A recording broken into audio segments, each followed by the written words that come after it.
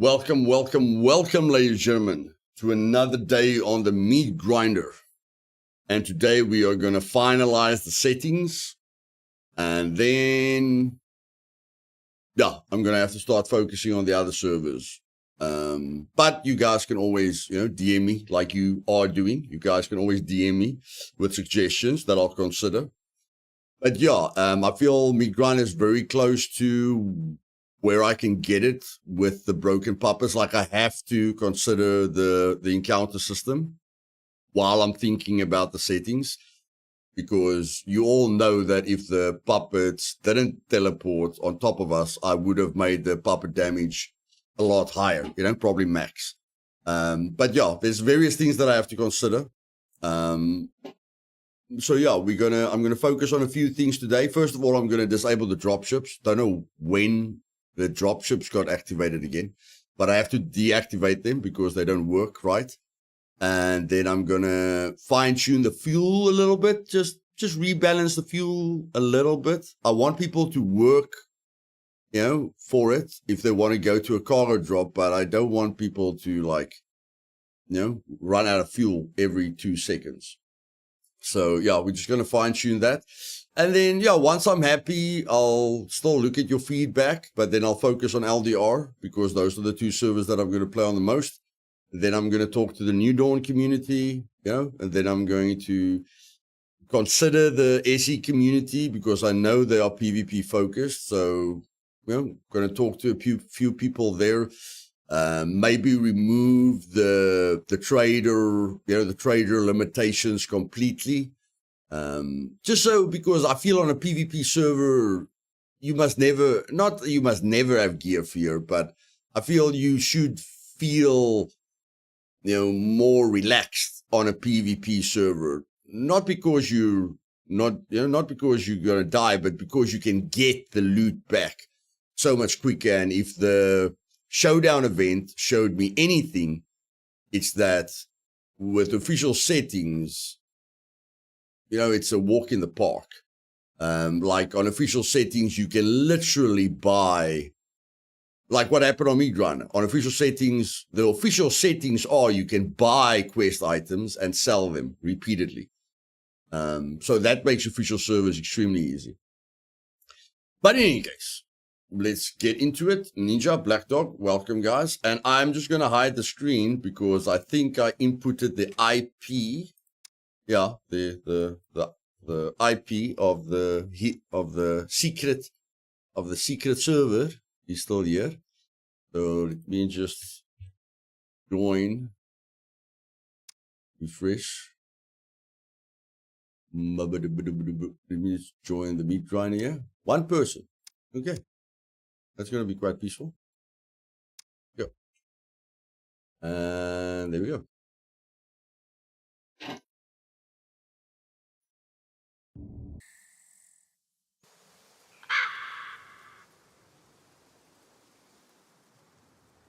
Now, someone send me the calculations of the fuel usage, or like the exact calculations of how the fuel works. I mean, I'm not that good with big calculations, so I'm just going to check here quickly.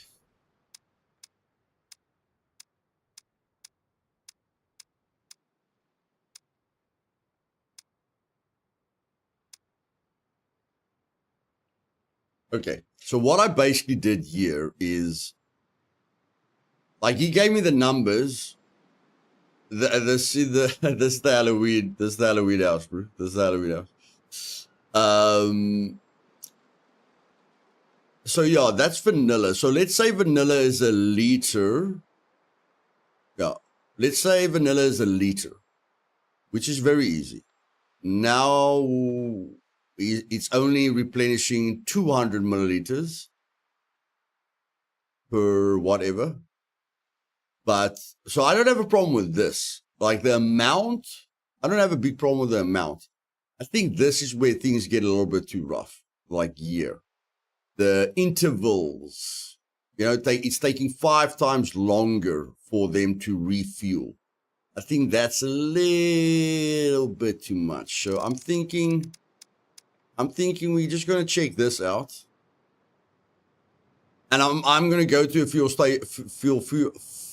fuel stations before the server restarts, just to see what it looks like. It doesn't help just one guy being able to drive, you know, and no one else can drive. I want everyone to work for it. Okay, so I'm just gonna set this to that, and it's only gonna activate when the server restarts. Okay, so that's 5 times less with the amount, and that's 3 times longer with the time. Now we're just gonna see what that looks like. Okay, so let's go.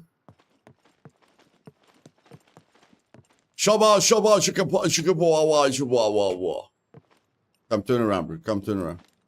I know you want to turn around. Oh, look at that. Breaks his neck to look at us. Oh, creepy. There we go. Black Dog, I know you know of this place, man. I know you know of this place. Let's see if they changed anything in here.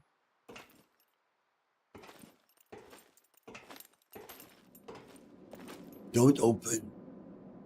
Get inside.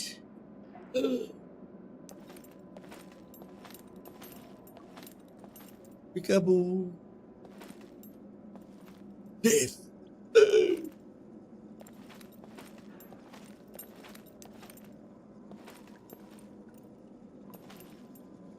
Suicide pup. Satanists. Oh my word.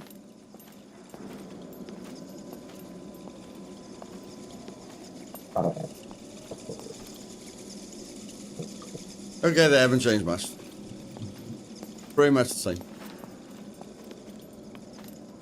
Yeah, that's where you get the puppet suit, buddy. That's where you get the puppet suit.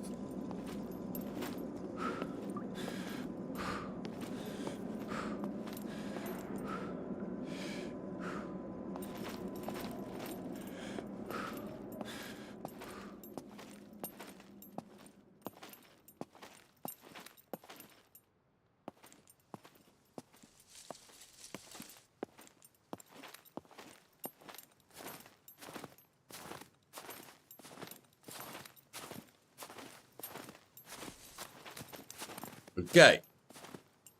Let's go check the first gas station out quickly. With the extreme settings.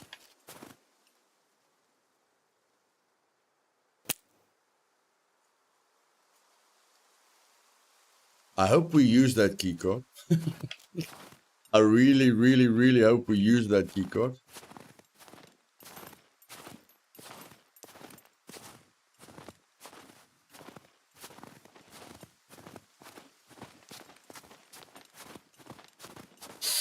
Fresh air. Survival. I love it. I love it. I love it when you do what you do, what you do, what you do, bum. Yeah, sometimes I don't even remember the chorus.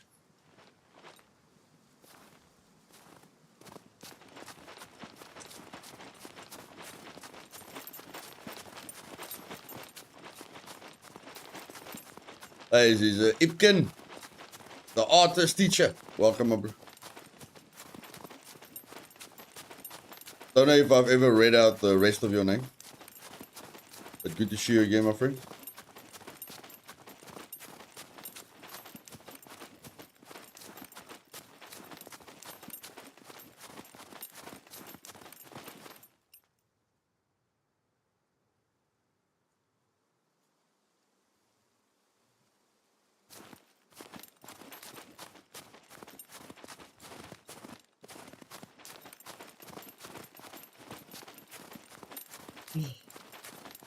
Have we got anything to sell? We can sell that.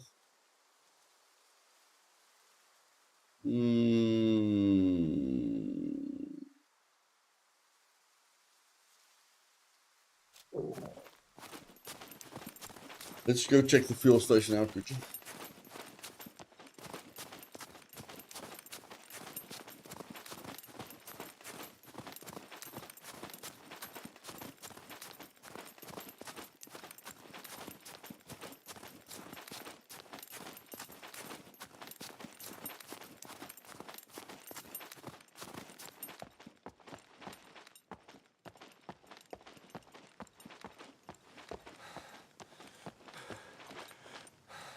Yeah, I must say, guys, I don't play on official servers, of course, but the settings, oh my word.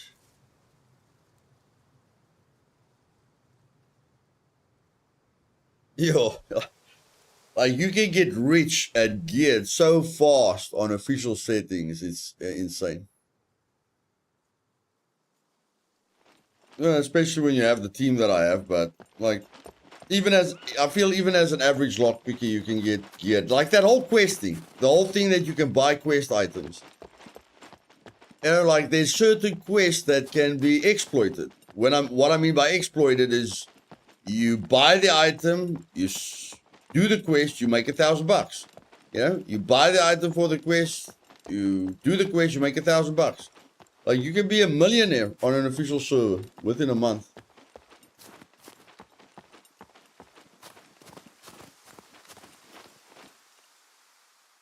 And then they still strip all the vehicles. Unbelievable.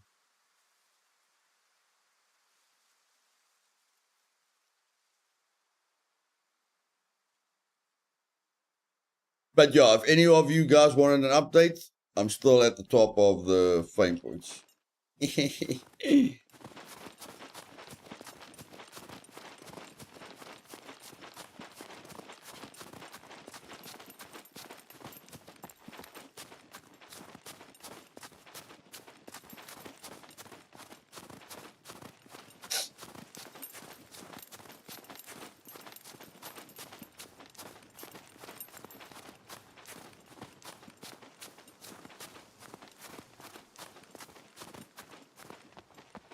Okay, so the first time we came here, it was completely empty. Let's see what it looks like today.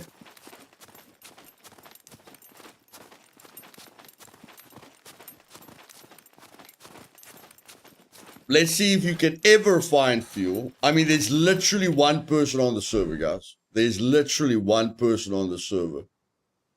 So if this gas station has no fuel, you know, then one guy can literally, you know, empty out every gas station every day. And that's not what I want. I just want everyone to work for it. That's all I want. Oh, because I'm gonna put it at my base, bro. I've got a pot and a pan, buddy. I'm gonna start cooking, my friend. I'm gonna start cooking.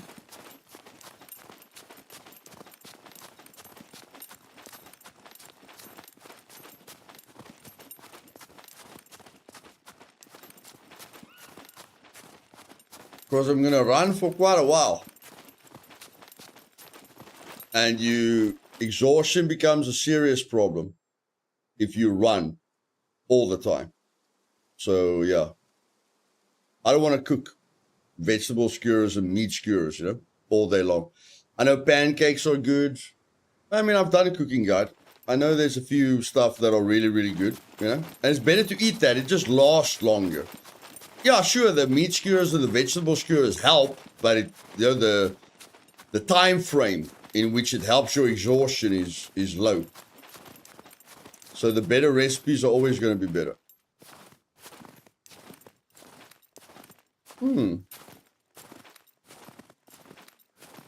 Interesting. That's quite a bit of fuel. Although there's only one person on the server, but that is quite a bit of fuel. So yeah, okay, I'm happy. I'm actually happy with this. But again, I still feel one guy can empty out all of them, you know, regularly. So yeah, I think the little bit of change that we made is good.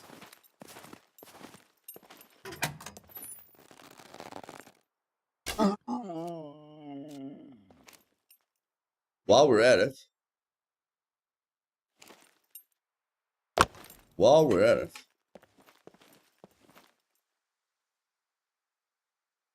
you need to own a bank card. Whoopsie.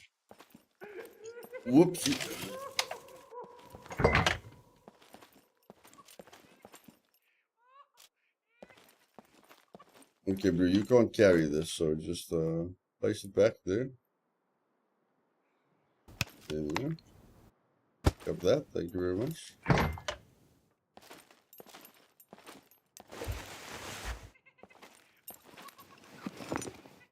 Oh, dropships, dropships. Damn it, I almost forgot. Dropships.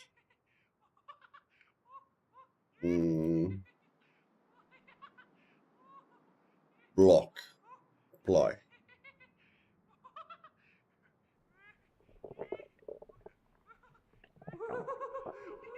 Okay, they blocked there. And they blocked there. Okay, so it's only a year where they weren't blocked. Okay, apply. Let's make sure it's good. They are blocked. Okay.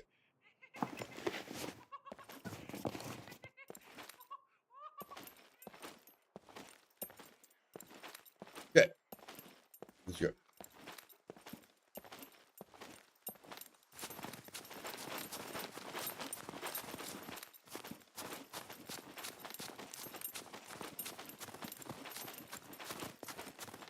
Let's go eat something first.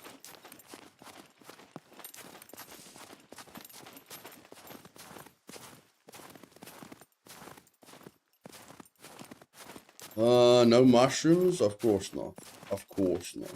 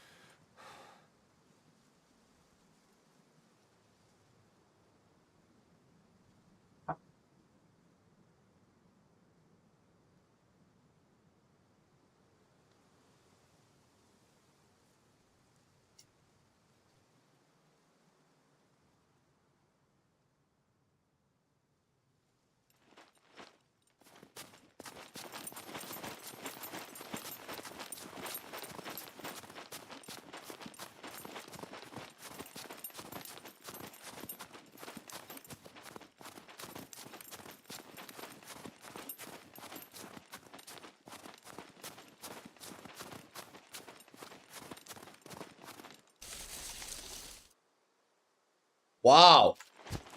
That's a great start.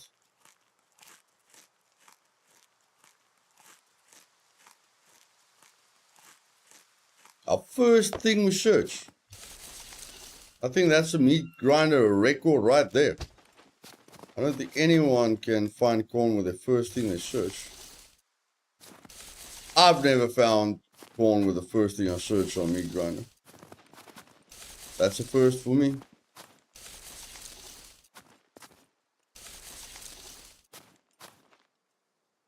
Okay, go a little bit away. Thank you very much.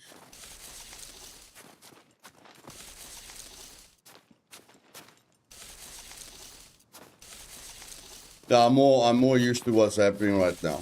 This feels like the meat grinder. Okay.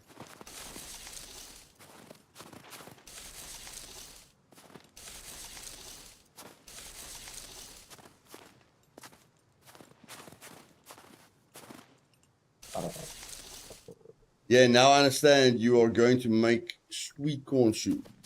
No. I'm gonna buy recipes. Just need to make some money.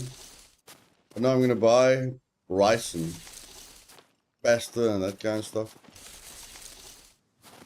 Can't remember what you need for pancakes, but I know Mike made pancakes for us, and that helped quite a bit. So yeah, I don't think the pancake recipe is that difficult. So yeah, we're definitely gonna look at pancakes.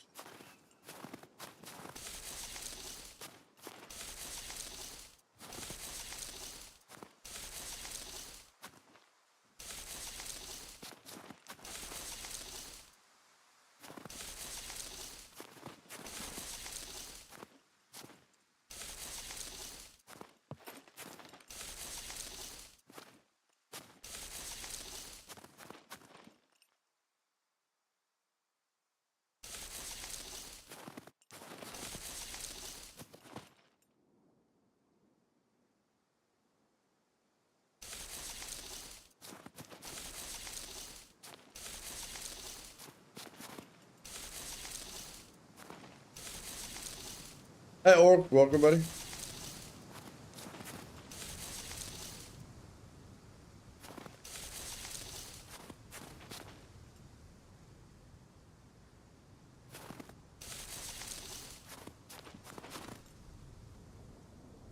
Why is this so difficult?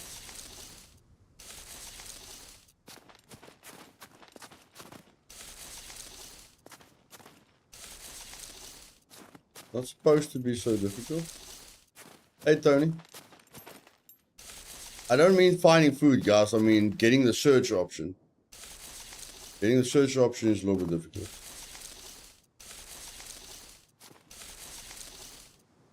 Okay, that's it for me.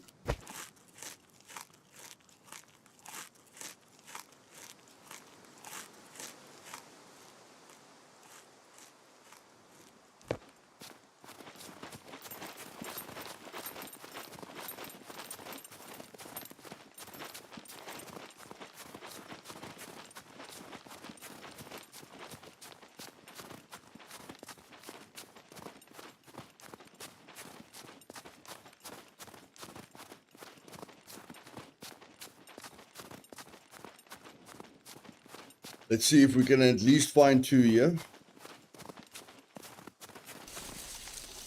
Just minimize our expectations.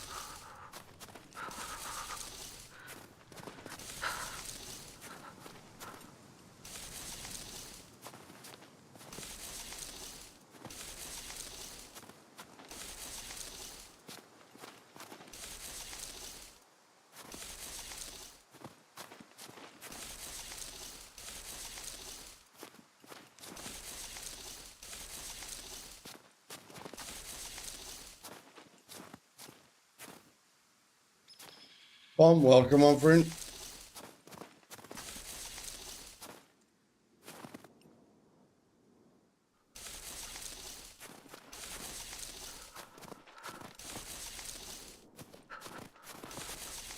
Okay, maybe our next expectation must be don't search for corn at all. Maybe we must lower our expectations a little bit more. Let's expect to find nothing. And then when we find something, we're happy.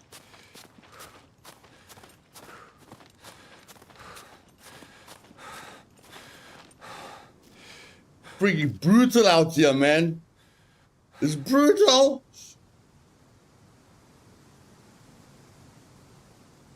I see the corn in front of me, but I can't get it.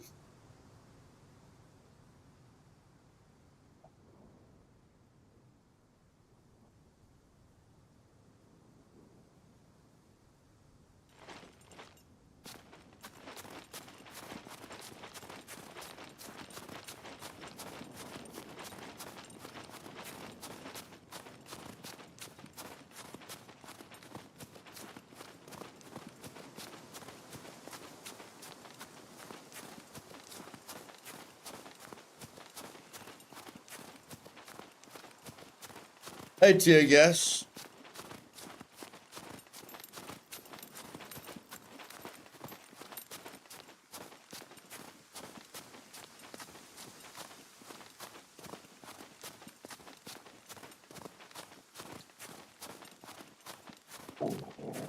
Looks very cold, bro. Looks very cold. You have entered the wall. Really? I didn't know that. I did not notice the wall. Thank you for letting me know.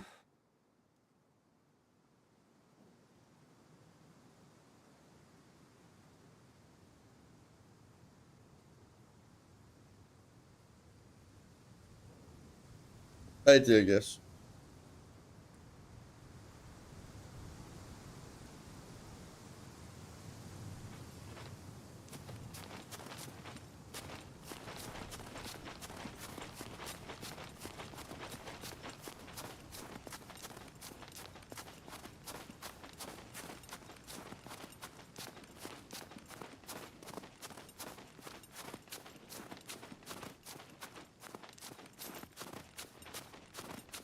For anyone that is waiting for the final stream of Into the Dead, I'm probably gonna do it on Saturday or Sunday evening. Okay.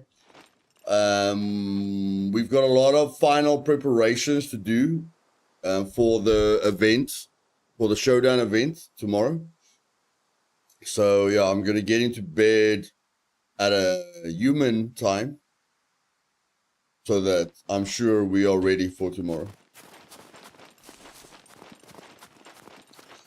But I will be doing the final stream of Into the Dead, like I say, Saturday or Sunday night.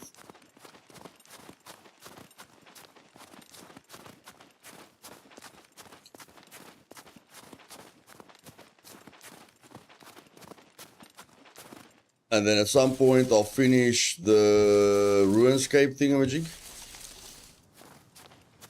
And then I'll have to finish the Fallout 4 thingamajig I'm busy with. And then before 1.0 comes out, I'm just Scum. Nothing else. Nothing else. And I lost my bow once again.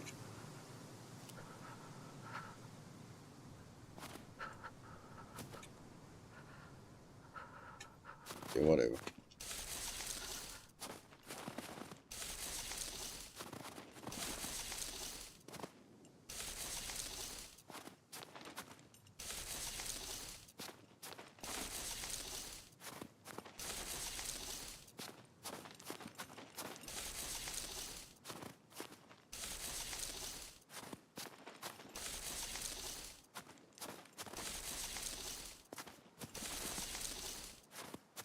I'm buying recipes as soon as possible.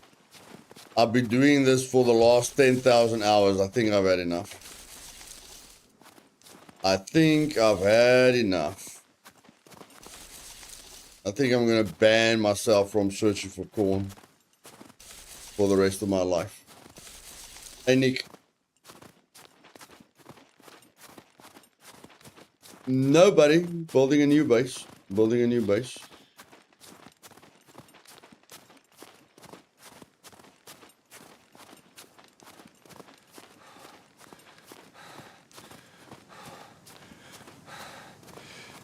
Got great news, y'all. Number 4 is on the way. What do you mean number 4?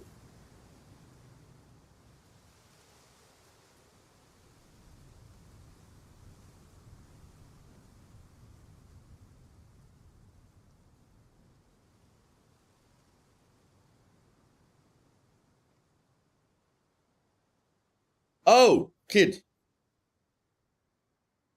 Congrats, Nick. Congrats, buddy. Nice.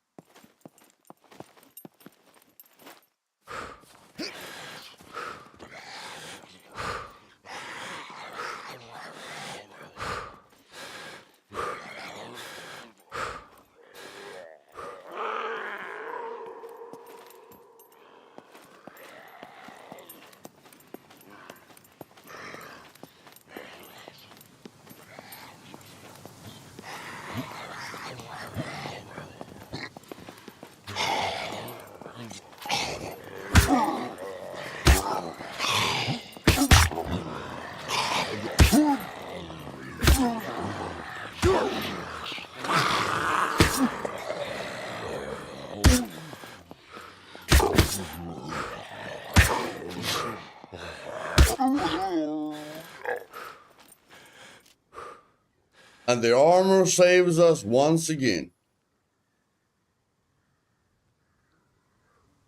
We aren't dying from exhaustion for nothing, guys. Just remember that, okay? We might not be able to run further than 100 meters, but it's worth it. It's worth it.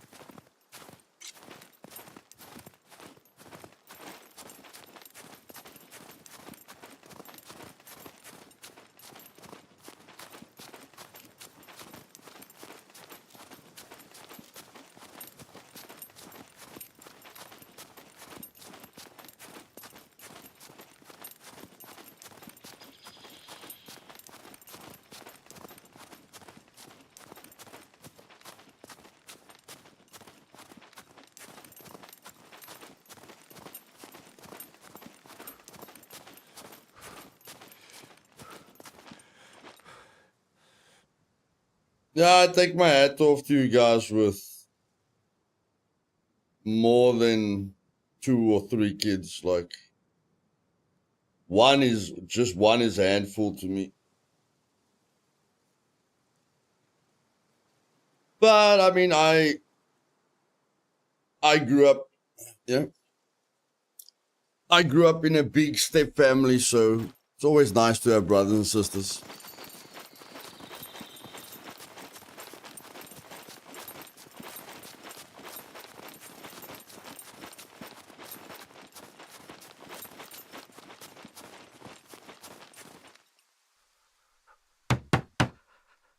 Damn it, did you use your thread again? Oh my word.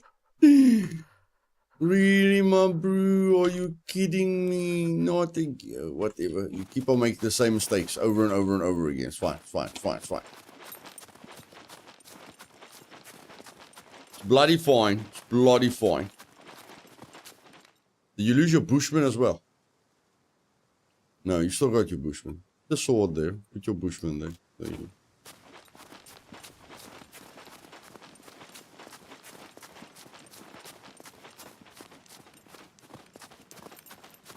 I'm gonna stop with the shift F. Like we're stuck on shift F now, you know. As soon as we learned how to use shift F now, that's all we do. We never press F anymore. Just shift F. Use everything I've got on me before I even think about what I've got on me. Just shove it in there. Doesn't matter if I need it. Just throw it into the blueprint. It's fine.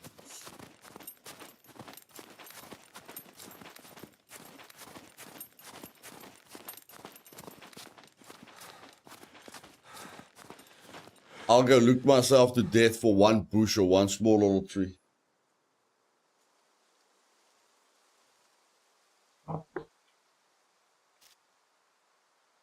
And I need the chest so I can pick up the scrap metal, so I can make the flag, so I can move on with the journey.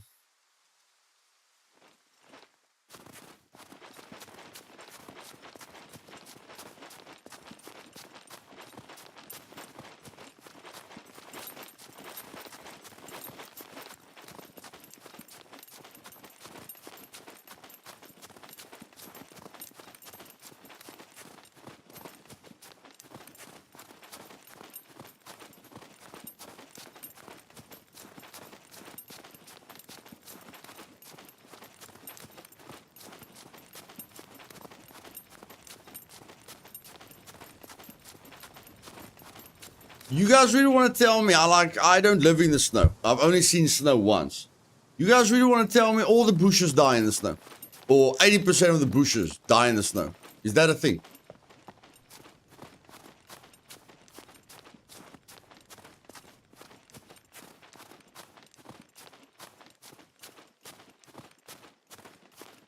Okay. It's a thing. It's a thing. No mushrooms, no bushes. Looking for the precise little tree. This wouldn't have been a problem if you had axe, Luth. Yeah, whatever. Whatever. Okay.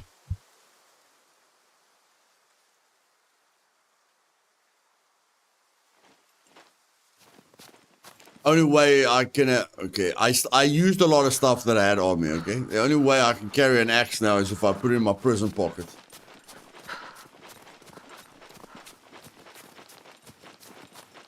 Plants, bugs, and animals almost all agree the snow sucks. It's either you're overheating or starving. One of those two. Actually, I think it's either you're freezing or you're starving. The overheating is in the south. You're going to struggle quite a bit to overheat. Yeah.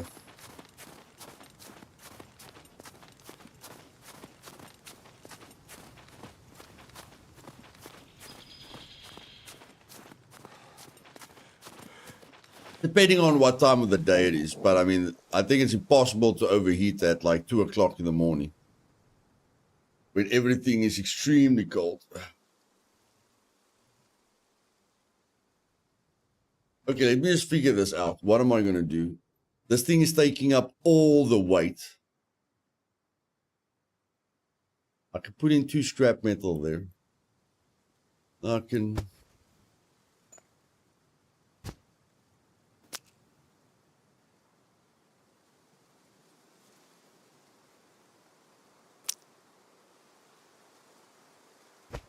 Okay, I'll move the thing to the other thing. Okay.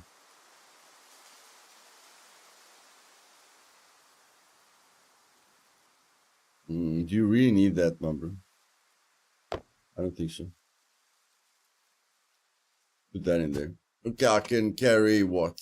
8 scrap metal now? I want to sell that.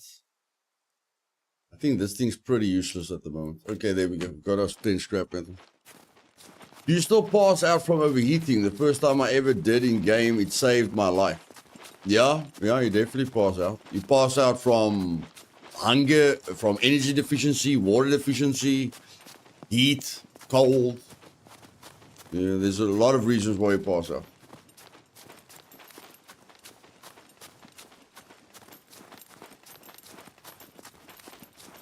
Like look at me. Look there. I'm at energy deficiency. I can pass out at any point, bro. And you have to be aware of that. Because if I run here and I pass out and I fall into the water, I could drown. So yeah. Got a few things that you have to look out for. So I have to run here in the middle. So if I pass out, I stand still. I can't pass out there because otherwise I can roll into the water.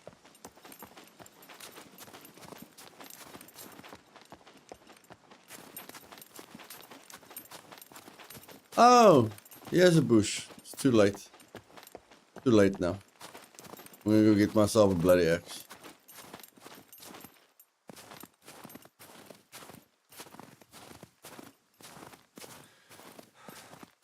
Where you gonna get an axe? Well, there's a town close to you. We're gonna put the axe. Probably in my prison pocket, probably. Probably in my prison pocket. C2 exhaustion. Okay. Okay. Ooh. They tricked me with that one. They tricked me with that one. Because when you sit on a chair and it says rest, it's the same thing it says when you go to a bed. It says rest as well. So yeah. Noob mistake there, thinking that a chair is gonna affect that. No, Ninja, no. I've landed in a tree and died. Like I've parachuted 3 times and got stuck up in a tree. At that point, you don't have many choices. You've got 2. Stay in the tree and exit the game. Choice number 2. walk off the tree and die. That's basically your two choices.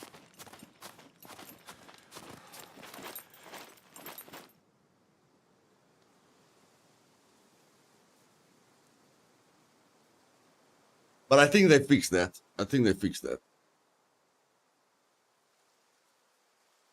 Cheers, Black Dog. Have fun, buddy.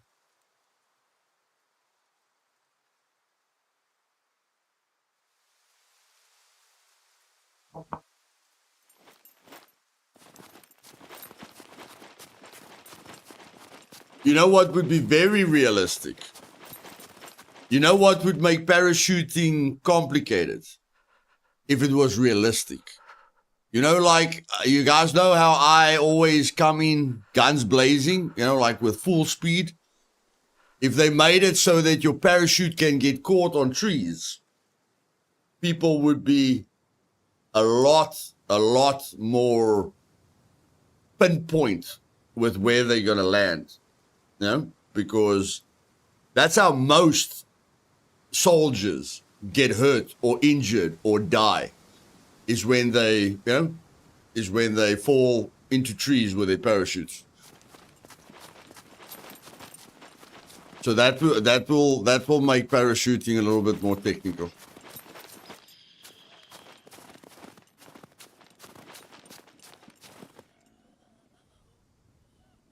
Have I got a silencer? Yeah, I've got a silencer.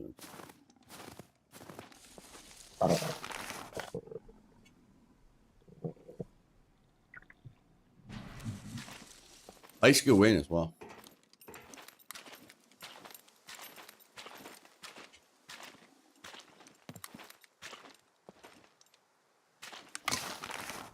Okay, there I've got the 10 scrap metal.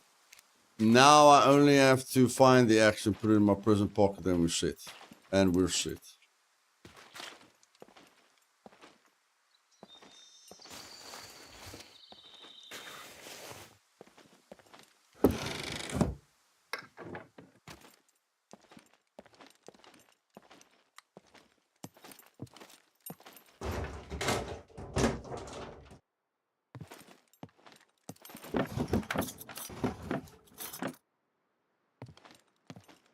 I'm getting a long dark feeling here.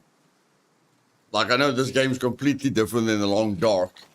You can't search stuff in the long dark. You have to find stuff, but yeah, with the loot, I'm getting that long dark feeling. Oh my word, we got saved. Hallelujah.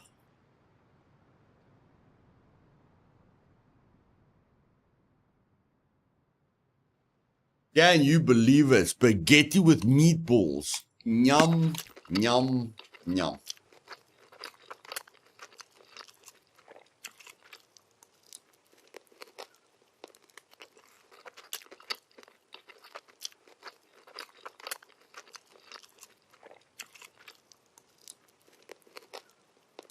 Now that's what I call the perfect balance between protein, carbs, and fat. That's what I call the perfect balance. 18 grams of protein, 70 grams of carbs, 7 grams of fat. That's what I call balance. Neo Eaton, welcome, guys.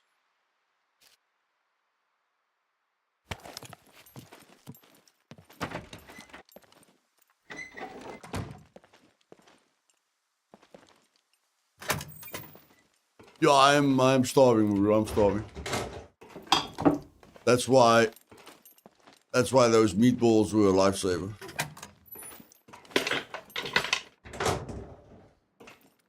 And the corn's not helping us today. The corn has decided I'm going to search myself to death. And I've decided I'm not searching for corn anymore. That's what I've decided. Okay, I need to fill that up. Let's just do one thing at a time. You said you're going to find an axe. Okay.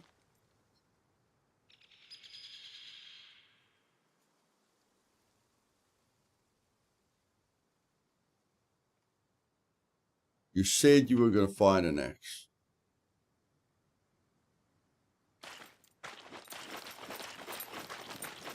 Well, let's go find an accident.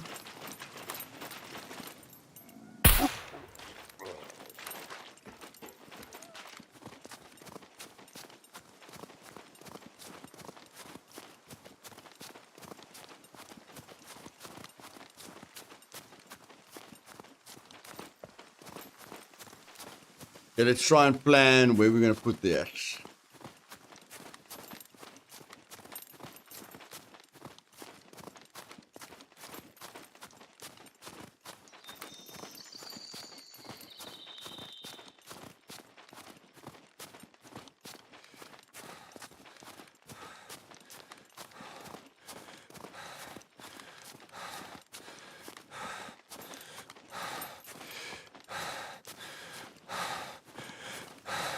In your hand. In your hand, that's where you're going to put the axe, in your hand.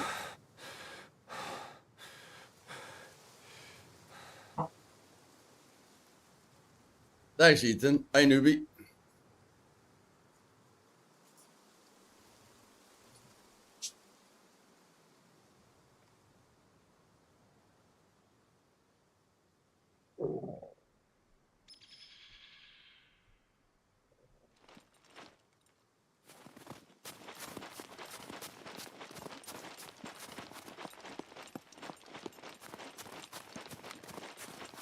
A couple of suggestions to run by. No building restrictions. What's it matter if people want walls to close, etc., etc. Yeah. Increased time. What? Increased times before vehicles disappear from safe zone. No building restrictions. No building restrictions. Oh, you can't have that, my bro. They're going to close up military points of interest. They're going to close up stuff that you want to loot.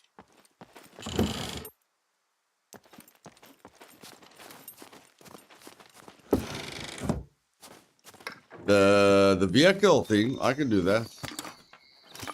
I can extend the vehicle a bit. Vehicle despawn timer.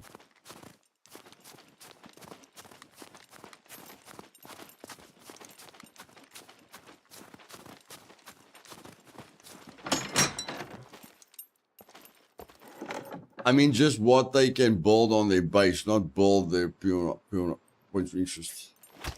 Oh, okay. Yeah, because raiding is disabled. Okay. I see what you mean. I see what you mean.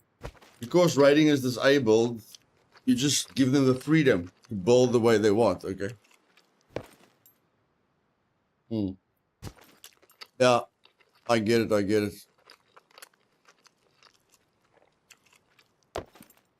Not a bad idea. I'll make a note of it. Not a bad idea. I just do it like that so that people don't get confused across the servers. You know, like I was playing on Meat Grinder, there were no rules, so I thought when I came to SE there would be no rules. That's usually why I do it, but I'll still write it down. No base building restriction. Longer vehicle despawn timers. Okay.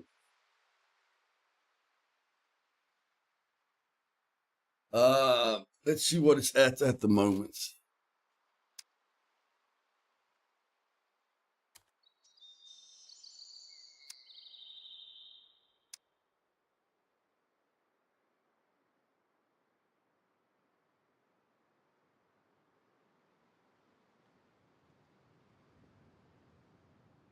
Like 13 days.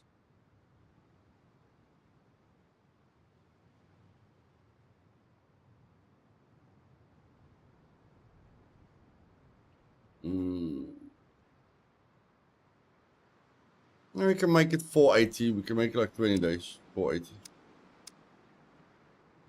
We can make it like 20 days. No, longer than that, I don't know, bro. I don't know. Like that's that's almost 3 weeks. I don't know about longer than that. But I mean, with the settings, I don't know. Maybe I can make it longer with the settings. We're not gonna have a lot of players. the save zones.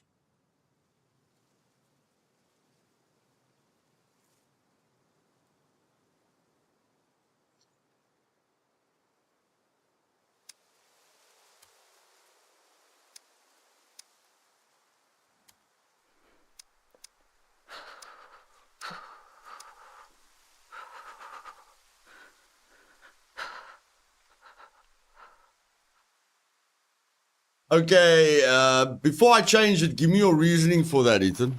Before I change it, give me your reasoning for that.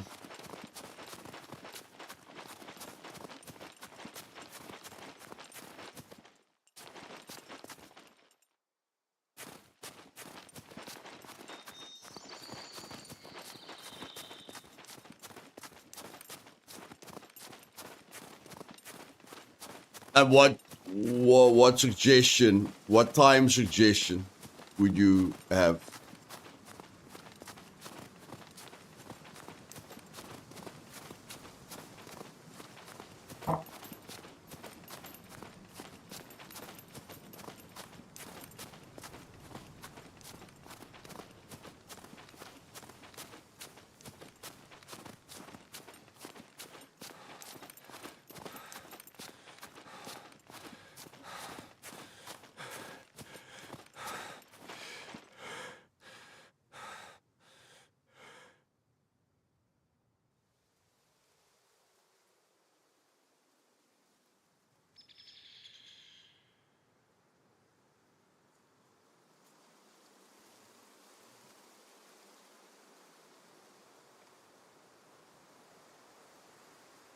Hey, Bear. Bear. Bear. Bear. Bear. Bear. Bear. Bear. Bear. Bear. Bear. Bear. Bear. Bear. Bear. Bear. Bear. Bear. Bear, you play on LDR, am I right?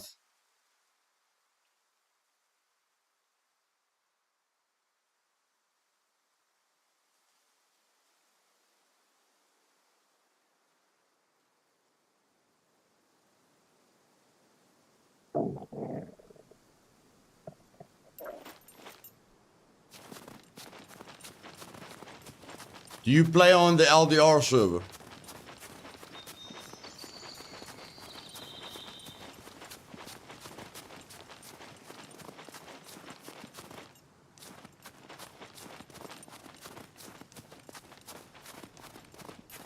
Live, die, repeat. Do you play on live, die, repeat?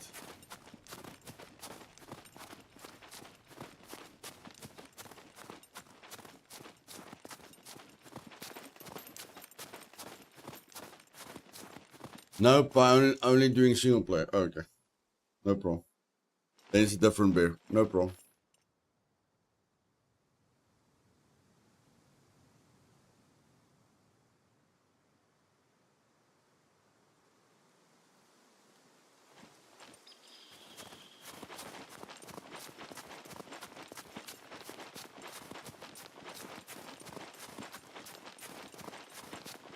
I want an axe right now. Right now.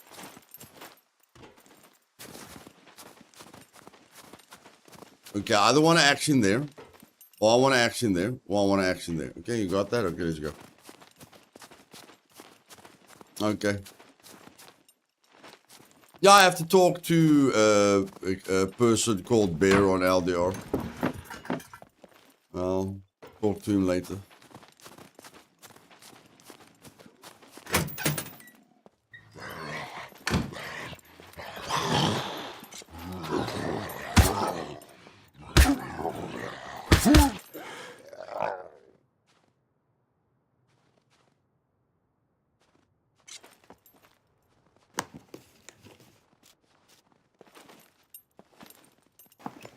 Make a hatchet. Let's just see if we find something.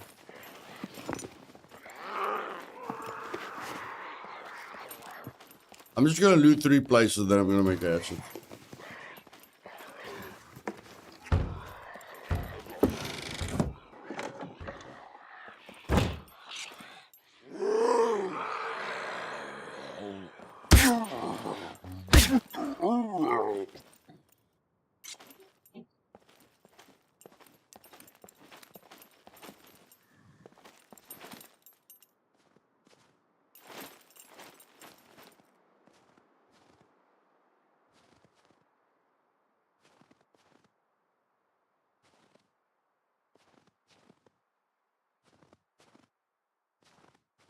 It's just me, or is my stamina going up really, really, really slowly? Maybe it's just me.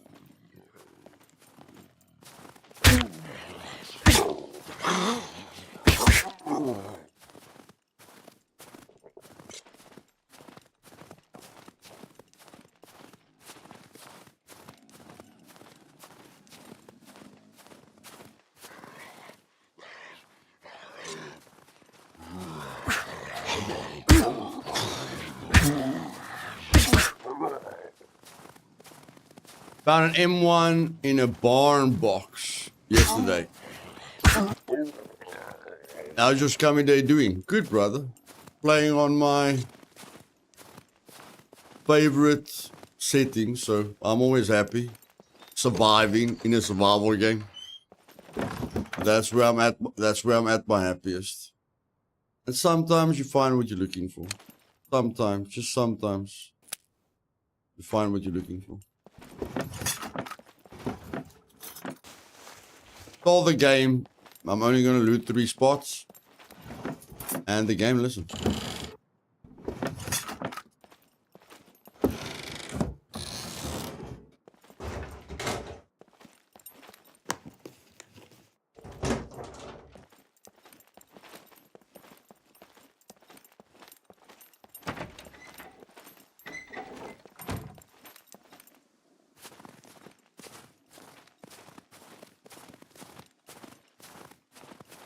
What is happening with your stamina, my bro?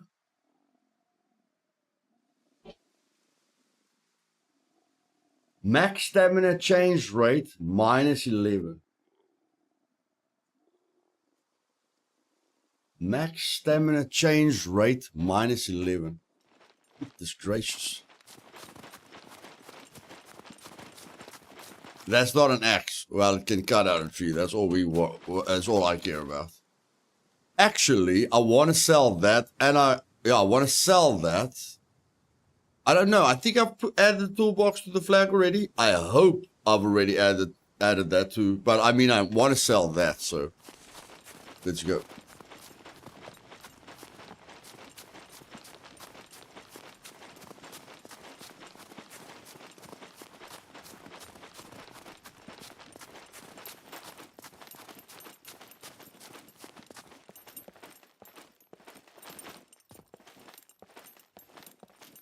Icy sugar, not yet. Maybe later, not today. You are armed to the teeth.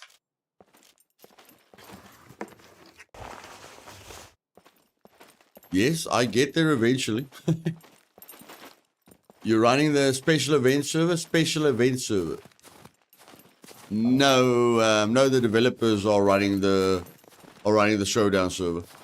Beta and Kick are running the showdown server.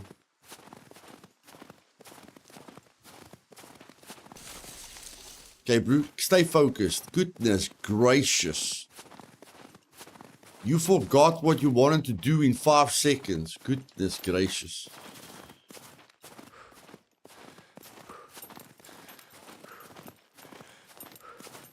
And now wait first, because there's a puppet inside here. You're gonna hit like a mouse.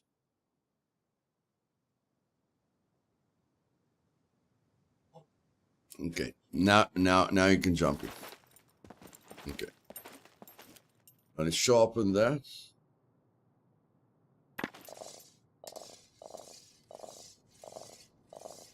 Can we inquire what rule change they implemented for today? What made you come here? It's not a rule. It's not. Oh, I just repaired it 1 shot. How did I repair it 1 go? It didn't take any toolbox uses. Eh? I just repaired that thing with 1 go. Am I losing it? Oh, the grinding stuff. Okay, I just wasted the grinding stuff. Okay. How do I? Yeah, how do I not? How do I use the workbench when I want to use the workbench? Oh my word, okay, we just wasted a gravity thing. No, newbie, they just made a decision that I'm not happy with, bro. We feel it's biased towards a certain team. You know, they'll never admit that they bias. But yeah, we weren't happy with the decision. We thought it can hurt us. You know, like we can get set up with the decision that they made. So we decided we're just not playing today. We'll play tomorrow. But I mean, they'll never admit to it, so it doesn't even help me mentioning it. I mean, we all know what the event looks like, you know? When it comes to the fact that there's no rules. But, yeah, they just did something that we weren't happy with.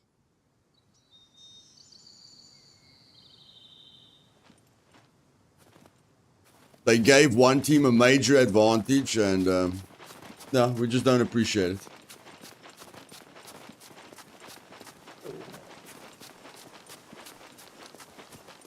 But I mean, you guys can figure out what team it is. I don't have to tell you.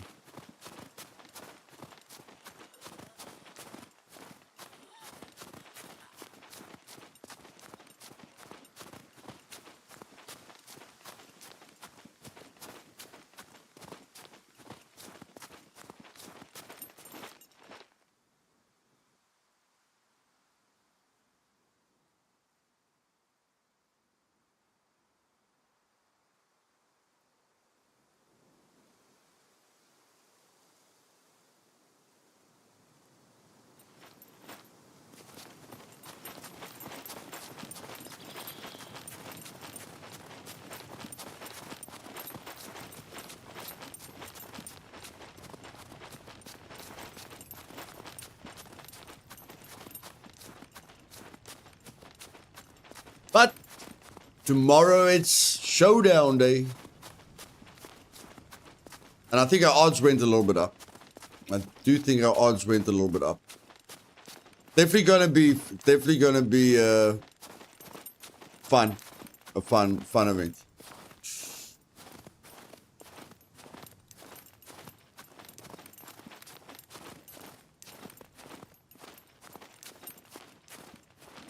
No, we didn't get a buy, Bear. No, we didn't get a buy.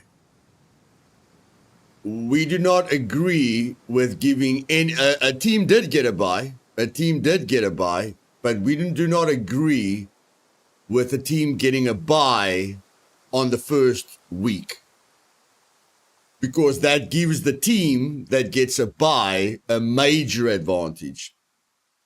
Because no one wants to lose, especially if you've got the ego the size of Jupiter, then no one wants to lose. And not getting a buy on the first week is a major advantage. It's not fair at all, okay? It's not fair at all, because we started the showdown on Tuesday. So Tuesday night. The showdown started on Tuesday night.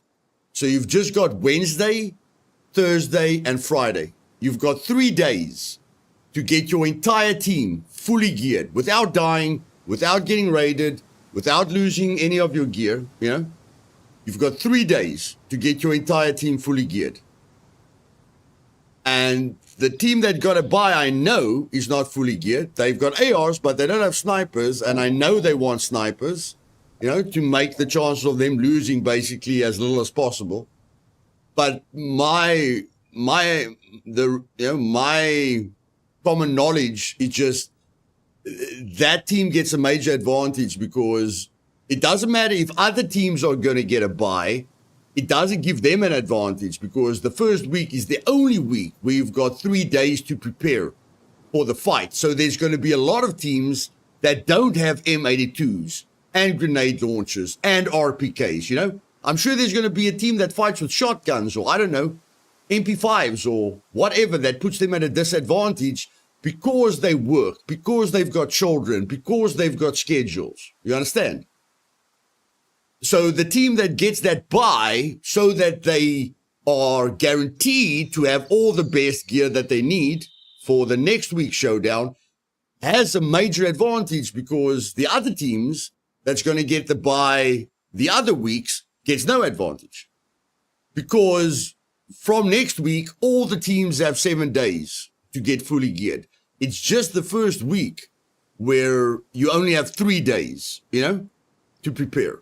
So it's not, even if you give all the teams a bye, it's not fair.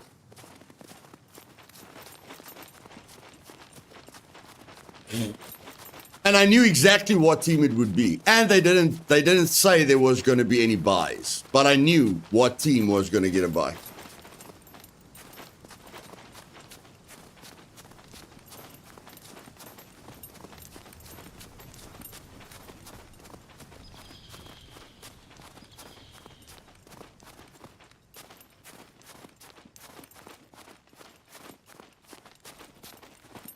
Yeah, that's not, like, if there wasn't any prize money, it's fine, but that's not what you do when there's prize money involved.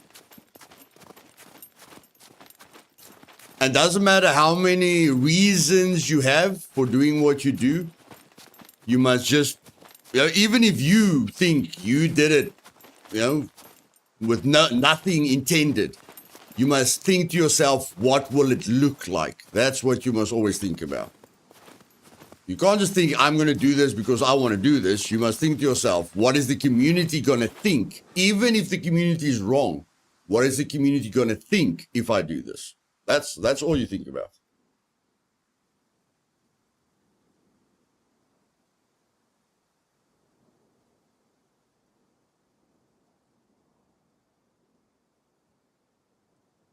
And I mean, the only rule there is play fair. If you're talking about solid rules, the only rule is play fair. And you guys can go watch all the streamers in that event. Go look at who doesn't use night vision at night. Just go look for yourselves. Who doesn't use night vision at night? So they're using something to get an unfair advantage. Who's not aiming at all? Who's just hip firing everyone? There's another thing they're using that gives them unfair advantage. So the whole play fair thing doesn't mean a thing to me.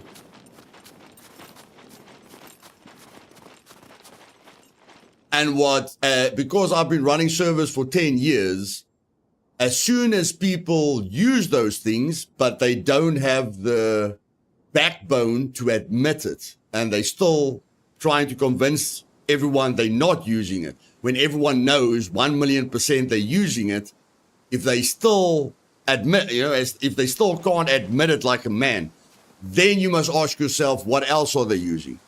As an admin, as a server owner for 10 years, then you must ask yourself, okay, this guy's dishonest, if he's lying about this, what else is he lying about? Hey, Ricardo, welcome, my bro. Now, like I say, we're still going to do the event, but we're just not going to, if we feel something is right, we're going to discuss it, and we discussed it.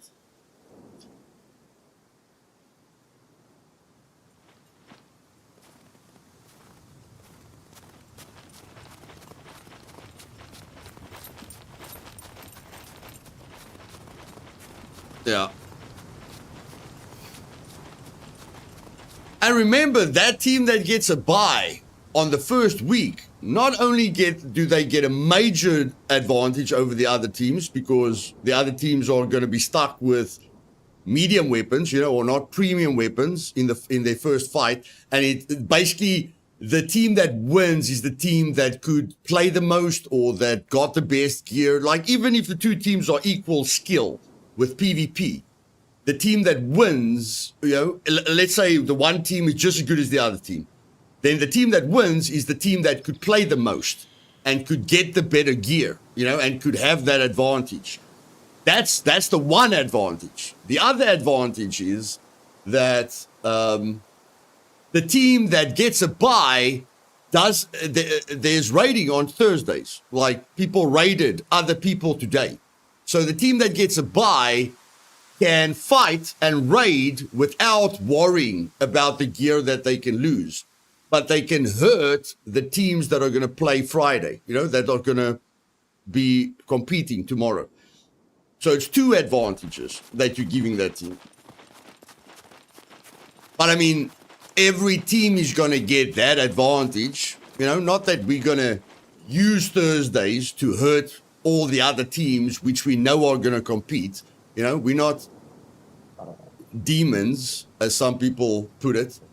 But the 3-day thing, it's only week 1 where you only have 3 days to prepare. So, yeah, we just feel they should have skipped the first week and then started the buys, so that everyone feels it's the same right through the bank. And there's nothing different between who gets a buy the first week and who gets a buy there's no difference between the buys, but there is a difference with who gets the first buy.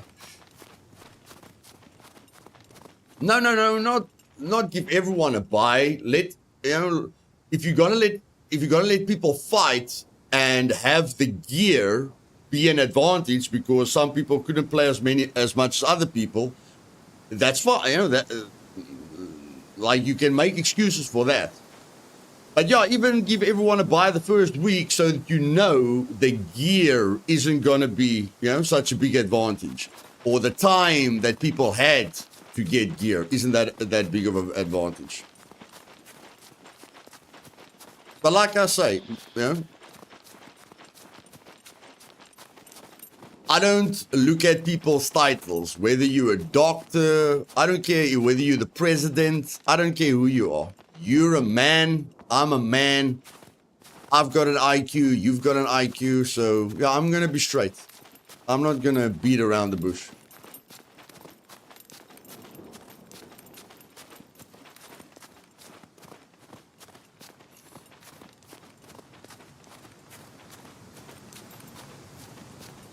But I suspect a lot of people are going to fall out of the competition as soon as not a lot of people are playing. I think they already know, what's going on. But I suspect a lot of people are going to drop out. But we're gonna try and stay there as long as we can.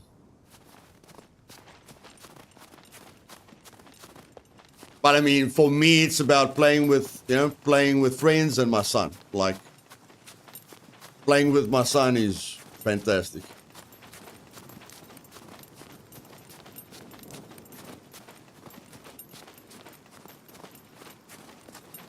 The showdown is 1 life, Masterless. Not you die. You can't die multiple times. So if like our team goes into the showdown, if I die, I'm dead. Like, I don't know. That's a good thing. That's a good thing that I wanted to ask. I'm actually gonna ask them in the Discord right now. The Phoenix Tears thing.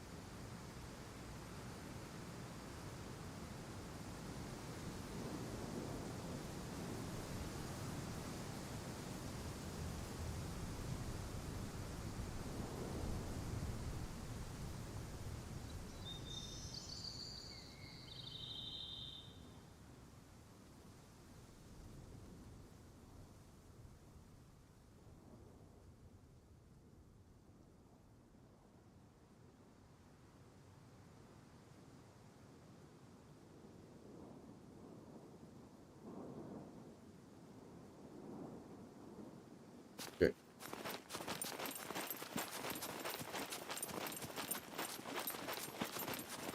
Yeah, we're just playing for points to determine the final 4, and then the final 4 will compete in the grand final.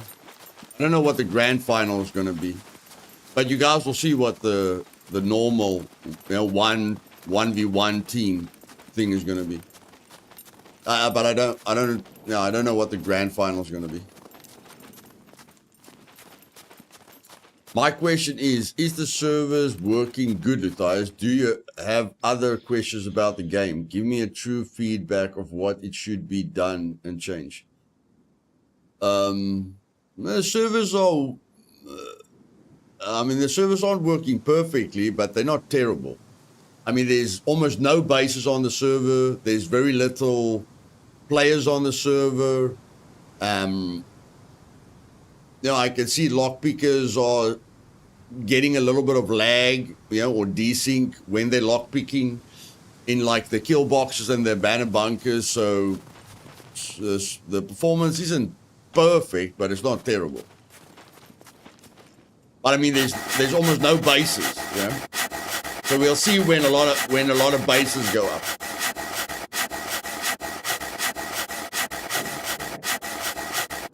Thanks, Tom.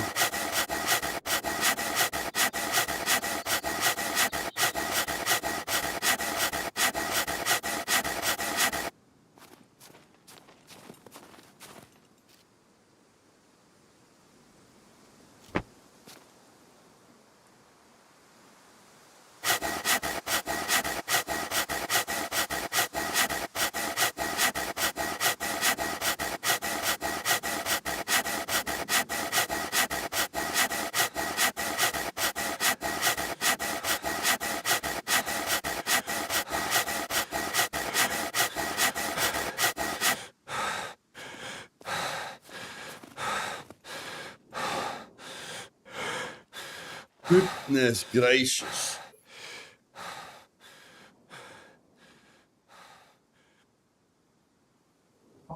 I can't believe I thought that chair would recover my exhaustion. It's unbelievable.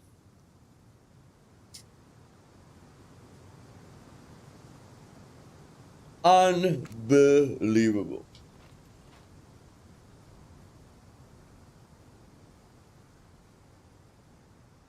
It's not about a hardship, Ethan. It's about fairness.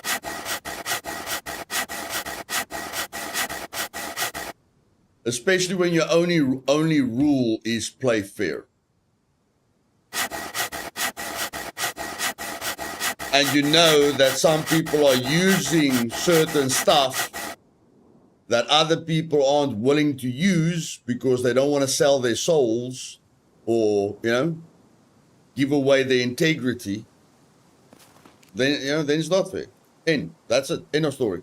If you say play fair and people are using stuff that other people aren't using, which is outside of the game, it's not fair. That's it. Plain and simple, English language, that's it.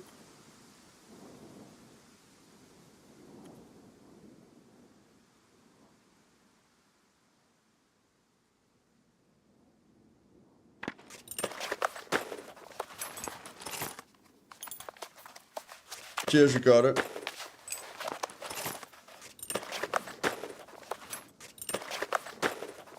I don't know. I don't know if Ricardo's a dev.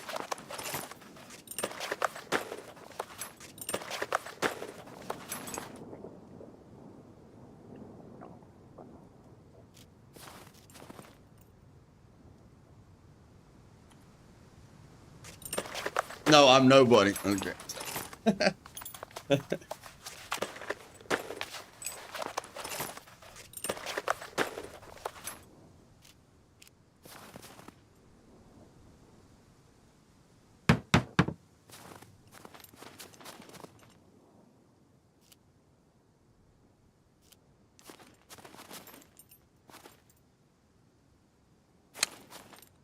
What server do you mostly play on, and what kind of game mode, like PvP or PvE? It changes. It changes. My perfect server is a perfect balance between PvE and PvP.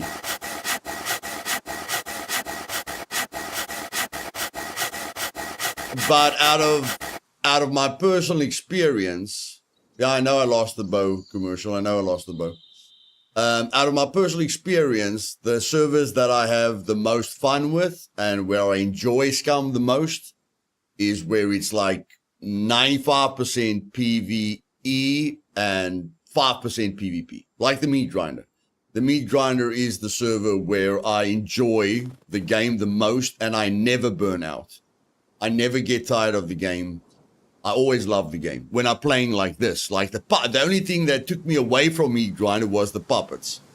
You know, as soon as the encounter system got changed, you know,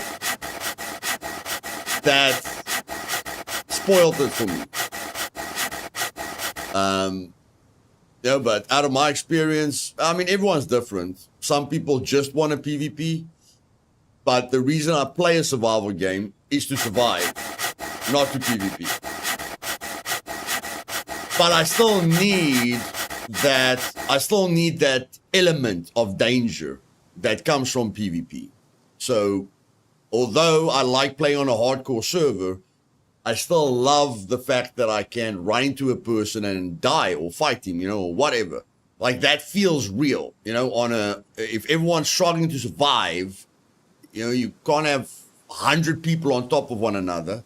So you're going to have, you know, minimal survivors and you're going to run into someone else naturally. And then you've got a decision what to do. So yeah, I enjoy that.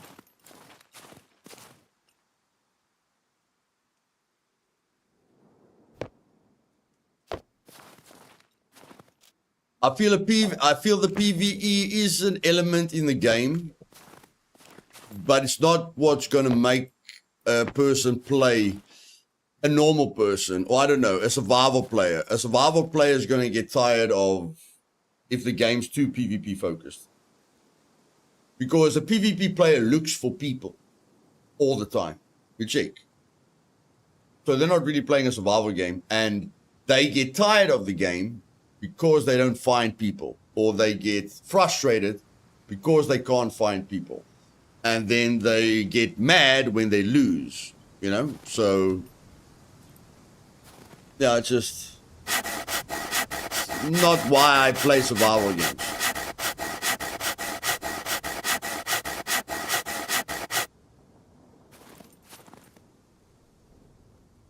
This right here is why I play survival games.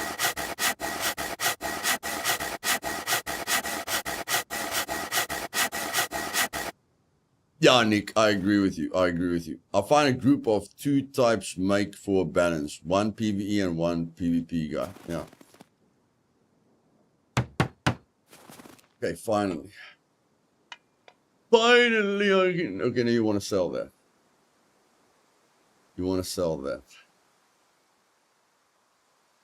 Can't use that right now. You could have used that, but you didn't, so that doesn't matter. You want to sell that. You can't use that right now.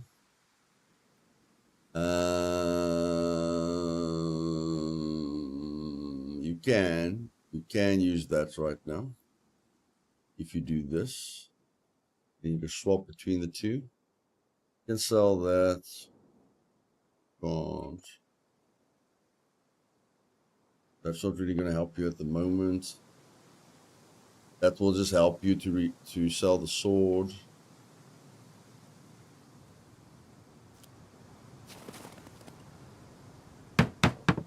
Okay, now you only need 8 rags for that. 8 rags for that, which is great.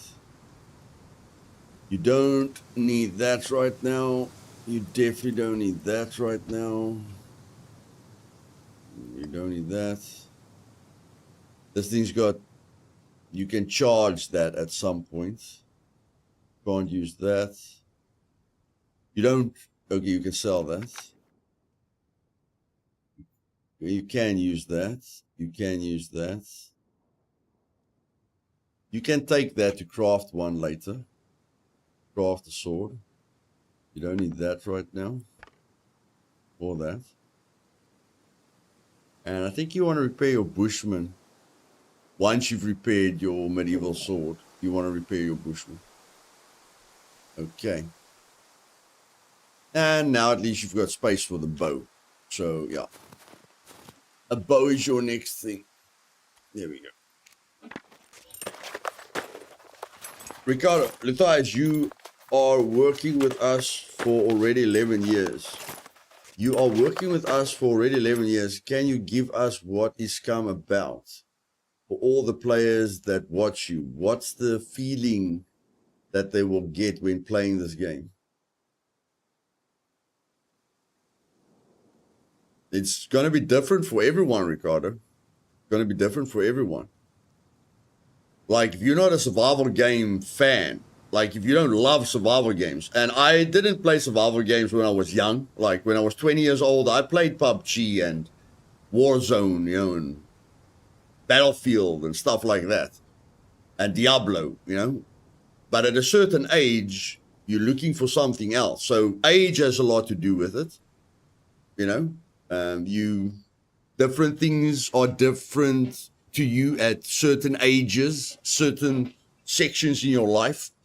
So I feel anyone above, I don't know, anyone above 30, 35 will appreciate this more.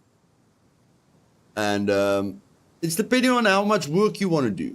You know, like if people just want to, like I look at Into the Dead, they nerve that game to death. Like they just make every game so easy that everyone can play it with their eyes closed. You check. And I don't like that. Like I'm playing a survival game to be challenged, to learn every day.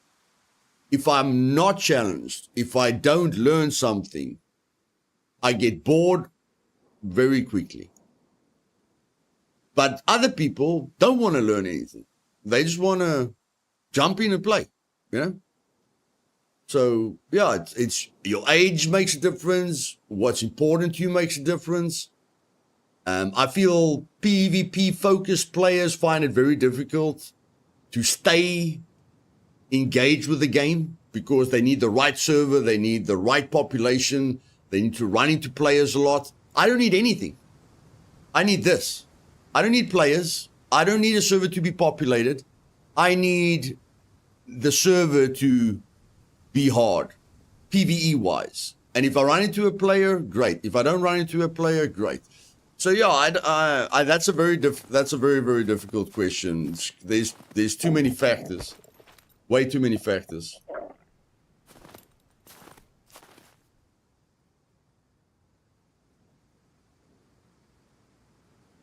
And that is the sole reason why I've got a YouTube channel.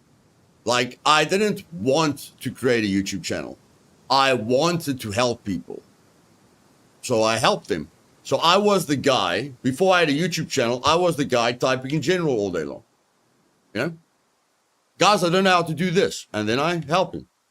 Guys, I don't know how to do this. And then I help him. And after a while, everyone knew if they had a question, yeah, then I would probably have the answer. And then as I met them in game and I was friendly to them and they saw I was just, you know, trying to help them, not gain anything from it, then they said, hey, bro, make a YouTube channel so that you can help more people. You understand? Just not just the people on the server. And that's what I did. And I love helping people. So, you know, not everyone has time for that. I do. I make time for that.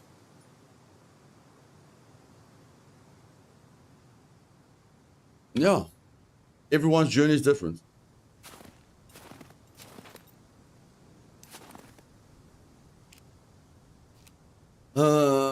Water.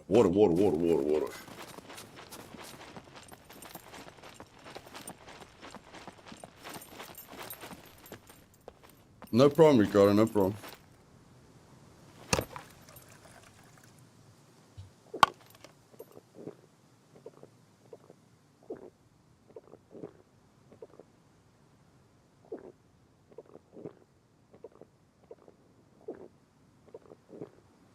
Yeah, I don't know what the BCU lock removal is going to be like, Ethan. All I know is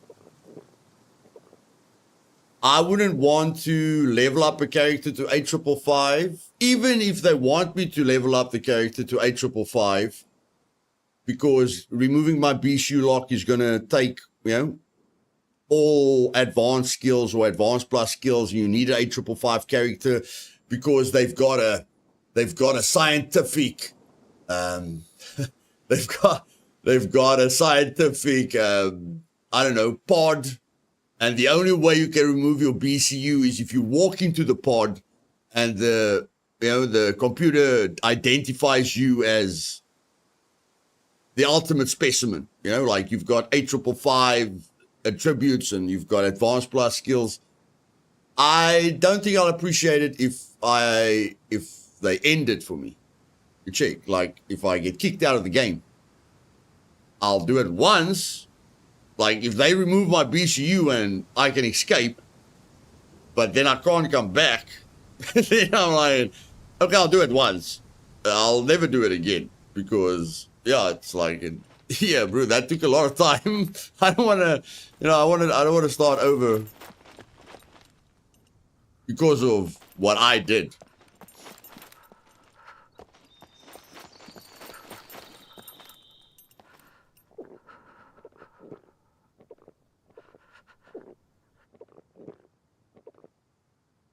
But yeah, if they make a 12 level, I don't know, if they make a Tech 1 headquarters with 12 levels and, your skills need to be perfect to get to the bottom, I'll get there.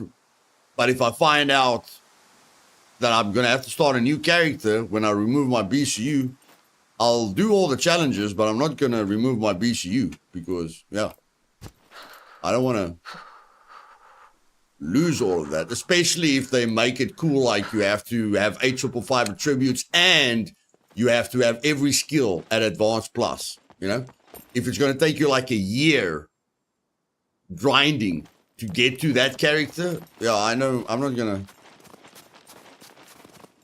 be very excited to create a new character.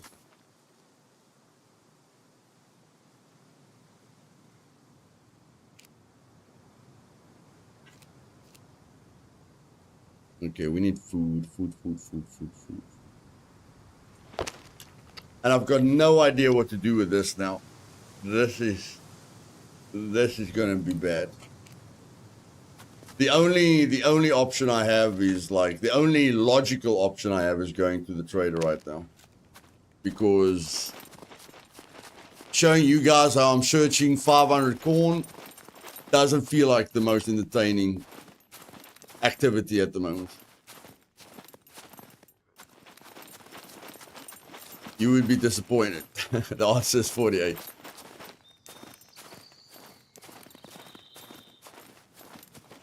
Cheers, Ricardo. Hey, Dragon X. Like stranded deep. Yeah, I don't know. Like they're planning to let you remove the BCU lock, but my coolest idea is to take one headquarters. Like end game. I don't know how else you can create a challenge for experienced players. There's no real challenge for me in the game except lockpicking. But I mean, I can grind lockpicking for a year and then be okay with lockpicking. But I mean, there's nothing that I fear in this game. There's nothing that I haven't done in this game. So I'm just like, give me something that the people that have been playing this for thousands of hours, give me a challenge. Give me something that I'm excited to try.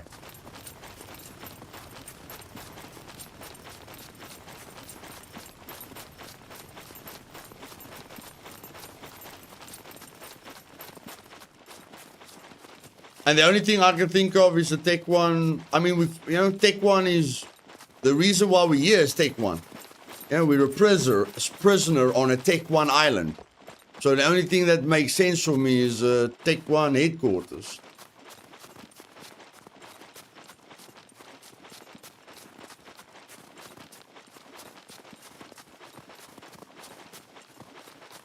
And I mean, if you enter the bunker, they can have Brenners outside.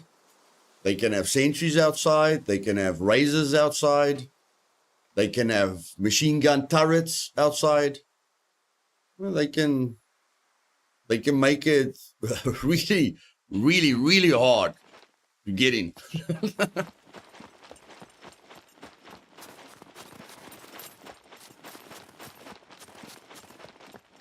Bigger guns.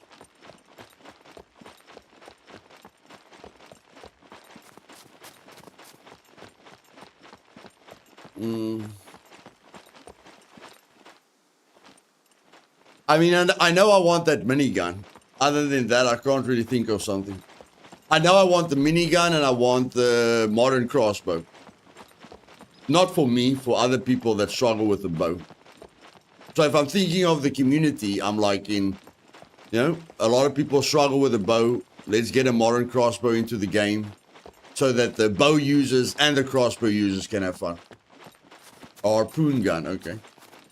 I'm all for living on here as long as possible, but you know how it is. Once you get a certain level of comfortable, it gets pretty boring. They need more PV stuff. Yeah, that's why I say.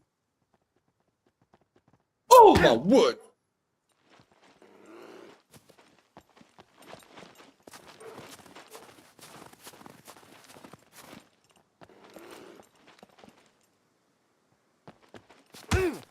Okay, you got me.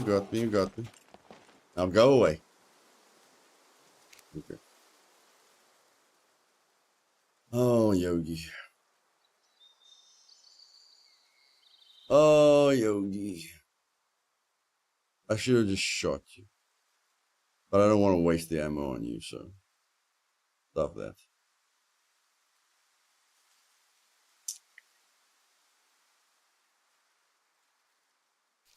Let's go.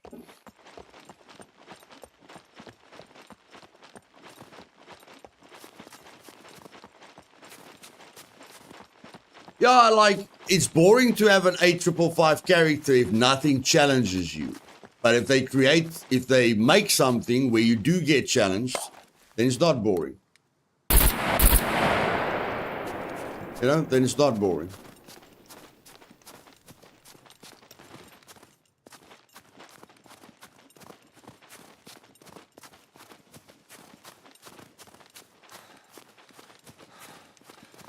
Oh, sorry, Bear.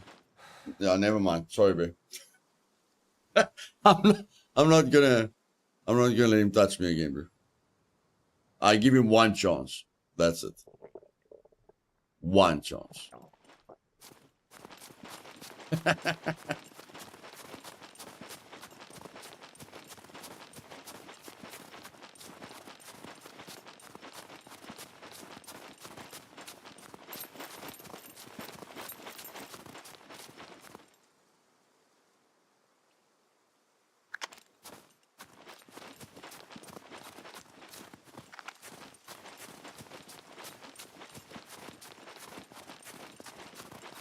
You have to do some boring stuff, I think. Yeah.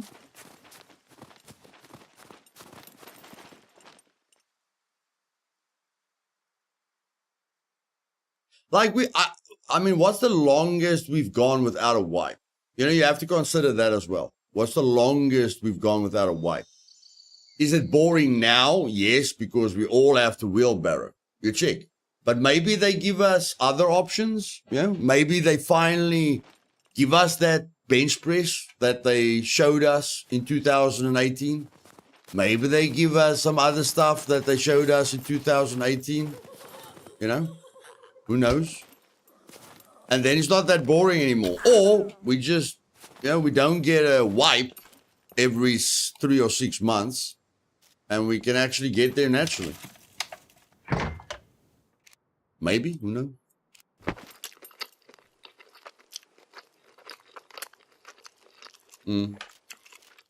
But who knows, like with the bench press or something, maybe it's faster.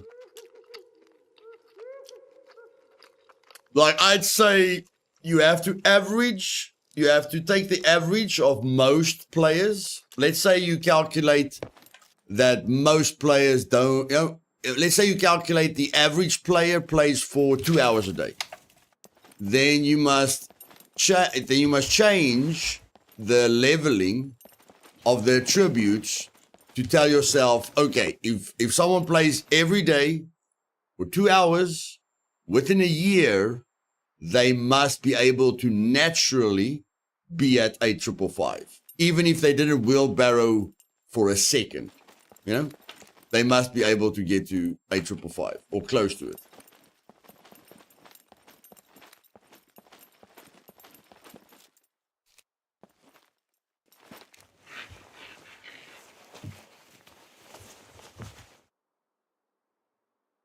Okay, desperate times calls for desperate measures. Desperate times calls for desperate measures. How desperate are you? You're quite desperate. You're quite desperate.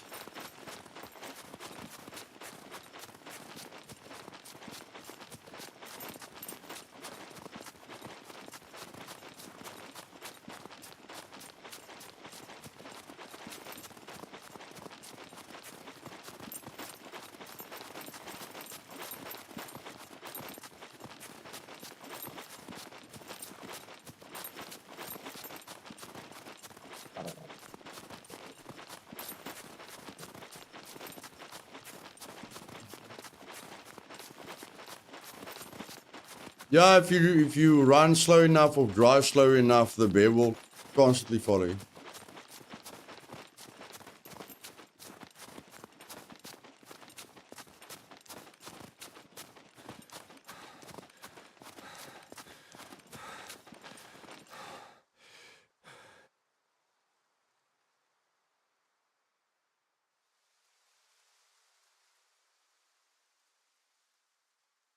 Hmm.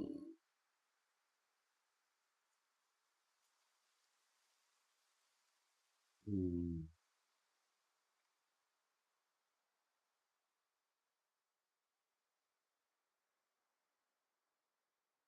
No, you're gonna cut it too close. You're gonna cut it too close. It's not gonna work. It's not gonna work. Not gonna work.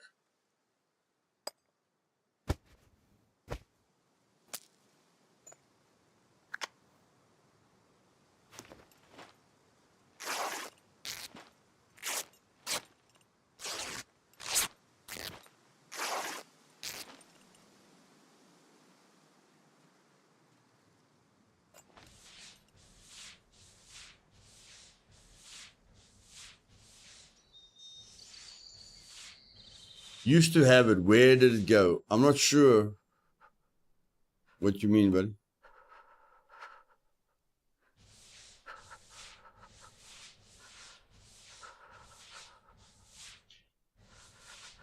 Will get boring too. Just hit a couple of buttons, etc.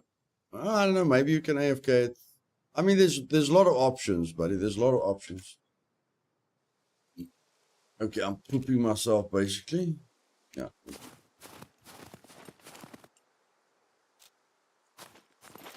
Hey, Caesar, welcome, bud.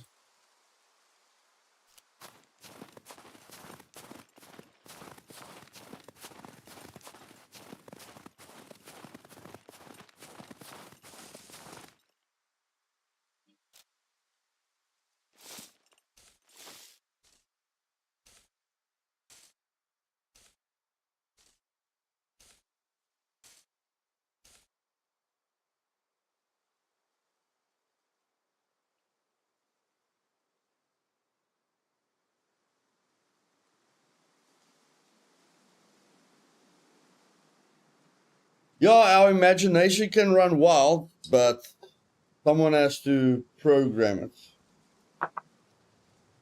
or organize it.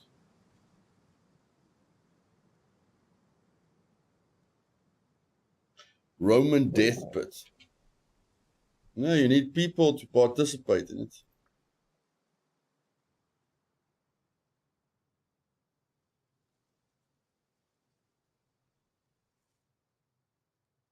Yeah, like a gladiator or something.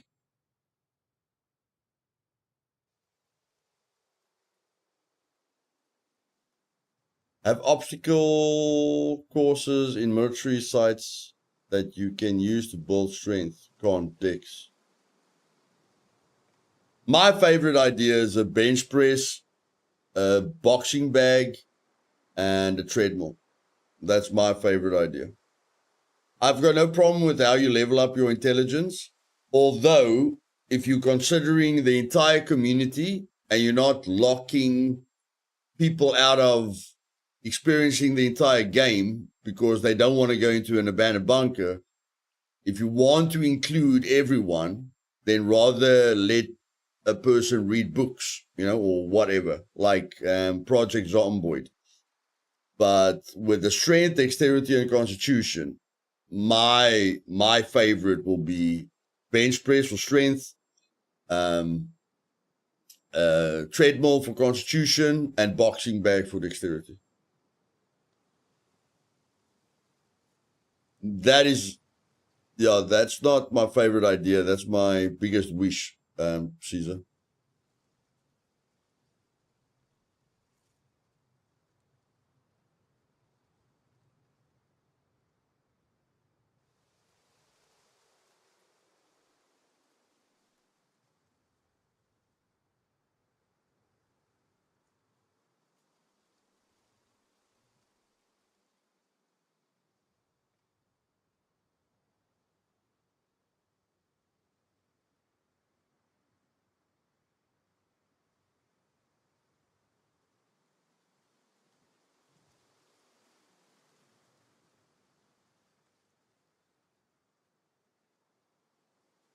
Greatest idea I think I've ever come up for this game is either a magnifying glass should let us zoom in on the map, or being able to take the small amount of poles and then put them in the bottles.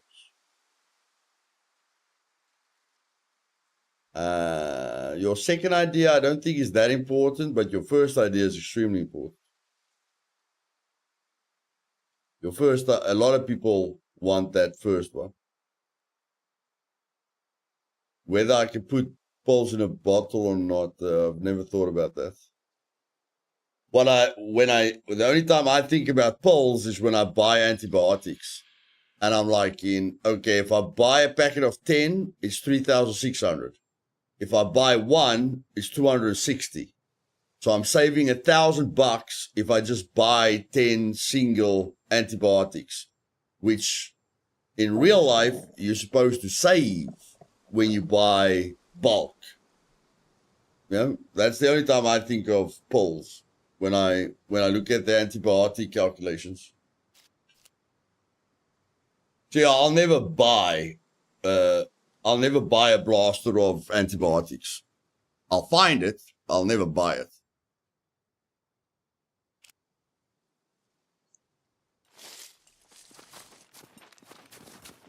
They did say some form of map rework was coming, or rather they said we would be happy in the future. What that means is anyone's guess. Yeah, I mean, we all know Scum map exists, We all know the Scum map website exists. And we know it's nice using the Scum map. So yeah, we'd like an interactive map.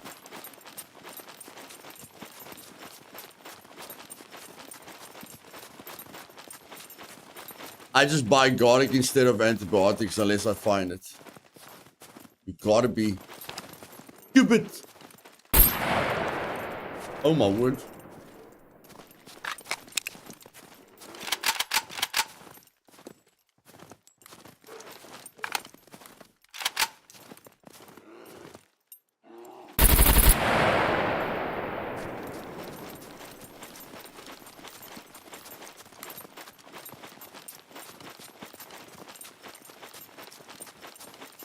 Unbelievable.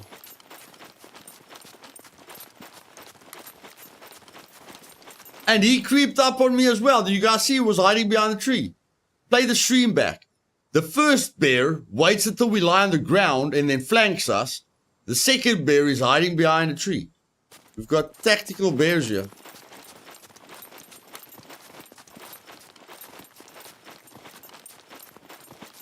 I'm gonna buy dough meat. Corporal punishment. I need the premium steaks, bro. Premium. I don't like a lot of fat on my steaks.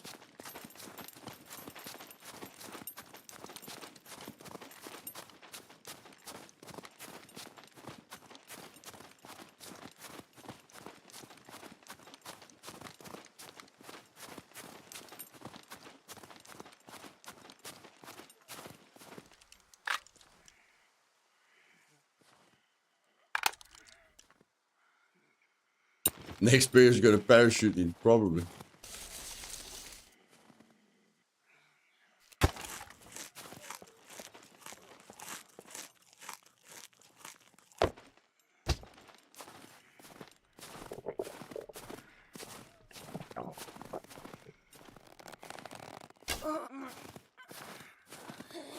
Bear stream sniping. Definitely possible.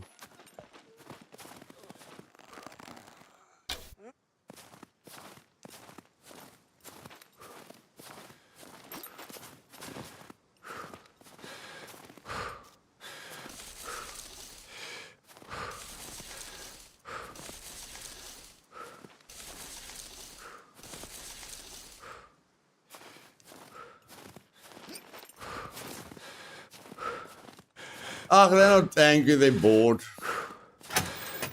They just bored, they feel disrespected, they don't feel dangerous. I mean, you'll never see a bear attack you that lazily.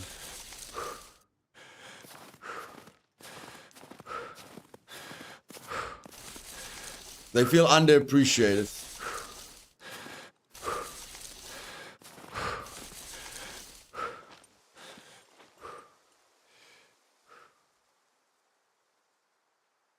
Because they've got the razor thing, you guys know when the razor jumps on you?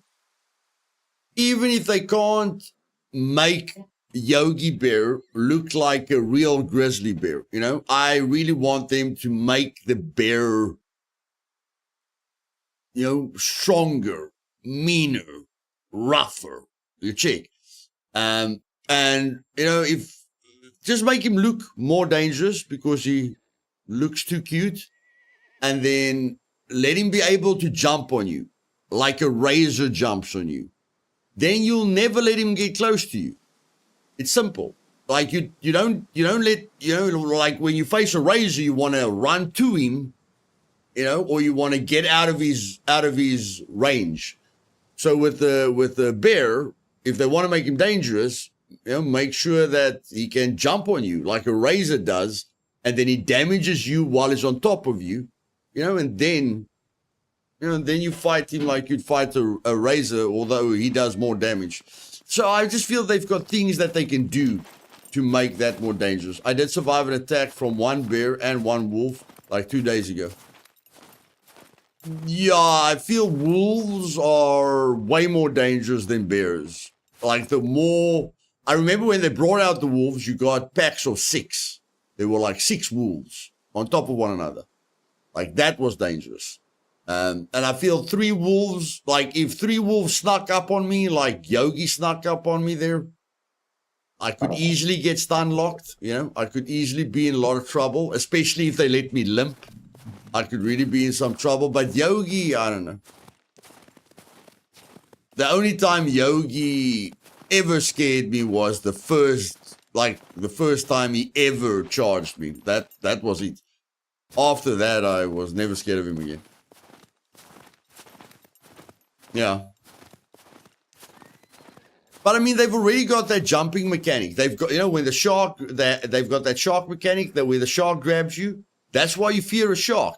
You don't fear a shark because you're going to have a long drawn out fight with him.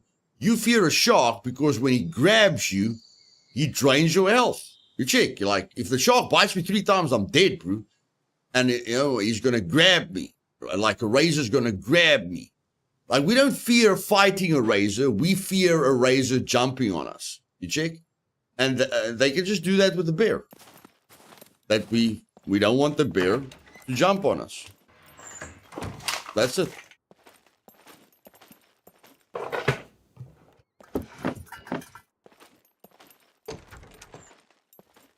What are you doing? No, you don't need rags anymore. You don't need rags anymore.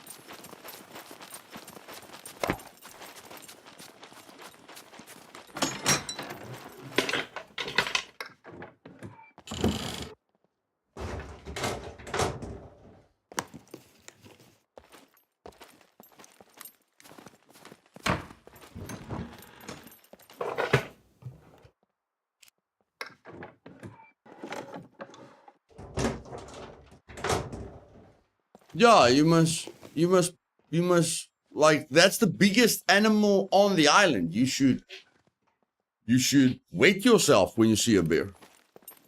And if you don't have a gun, you run.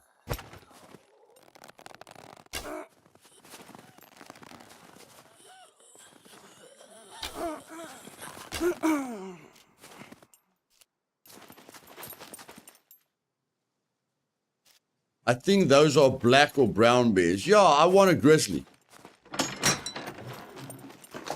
It's the Tech 1 prison island. You know, give me the worst bear known to mankind, which is a grizzly. And let me poop myself every time I see it.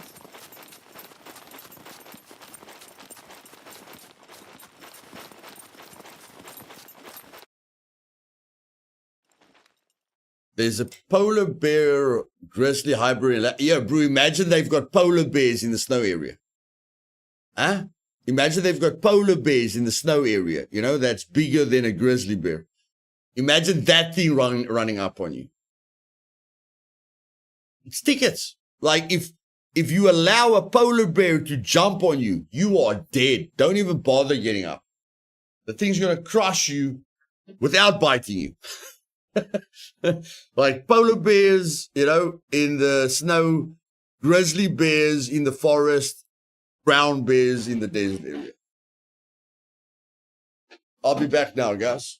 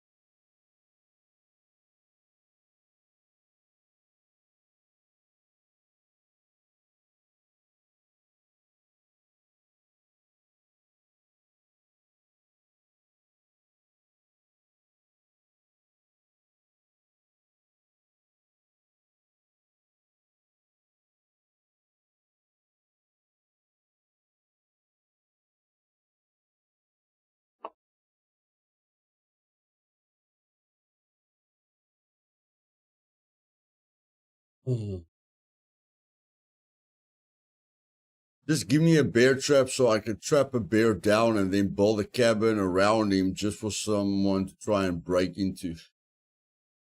Kind of like dog meat. Crocs and snakes. They could do a whole zoo of animals. Yeah, possibilities are endless. But remember, the reason they took the animals away, the reason they brought in the hunting system, is the more things you have on the map, the worse the server performance gets, you know? So, snakes would be nice, but they can't add a lot of snakes to the map. Everything they add to the map adds to, puts pressure on the server performance. So they're always considering that. I mean, that's literally why we've got puppets teleporting in instead of just working naturally.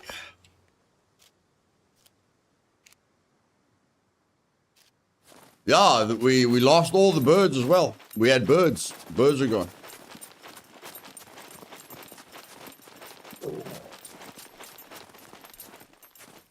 Yeah, but I don't think they're ever gonna give... They know that about 30 to 40% of their players are playing single player.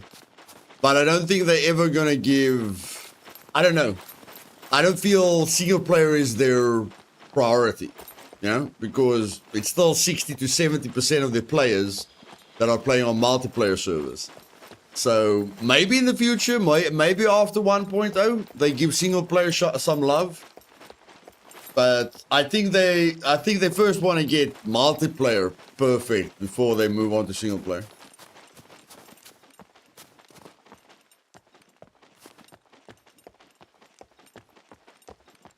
Yeah, there's like... You can't, like, it makes sense that single player will work better. I mean, if you think about it, single player is supposed to work just like multiplayer, just better. But it doesn't. The quests don't work. The exhaustion doesn't work. The encounter system feels even worse. Yeah, so they're gonna have to put some time into it at some point.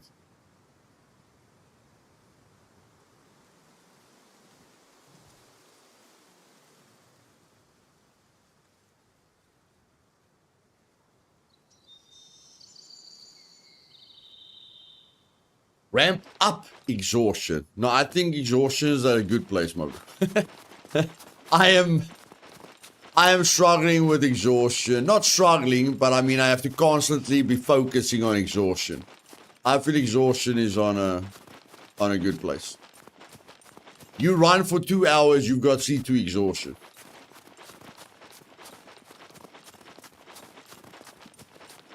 I feel exhaustion is at a good place.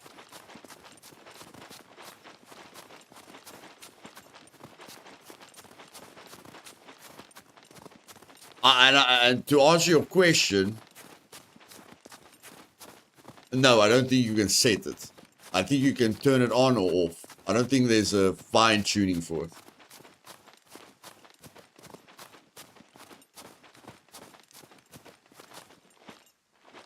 You can change exhaustion in single player.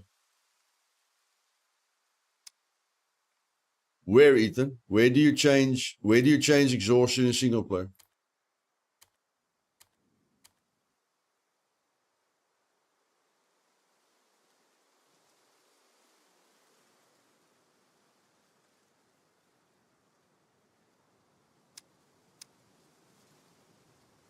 I don't know.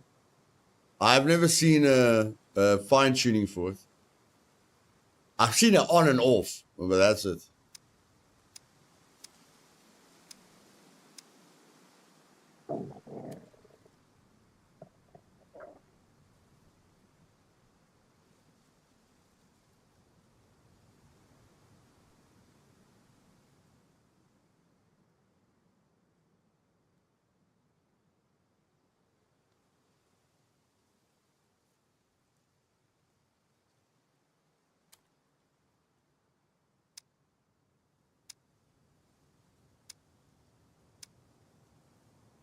You've got so many. We got so many bloody settings. Oh my word. Yeah.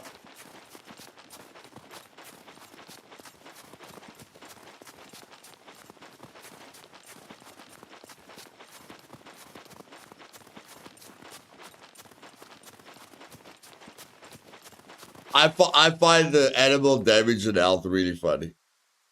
I'm sorry,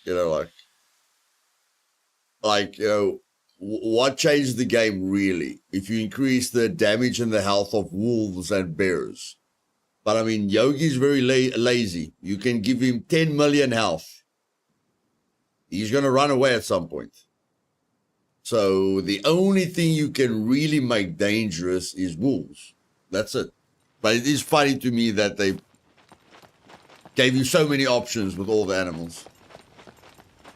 I like bunnies. I don't want anyone on my server to kill bunnies. I'm gonna make bunnies. No, what's the highest you can make it? I love bunnies. I don't want anyone to kill bunnies.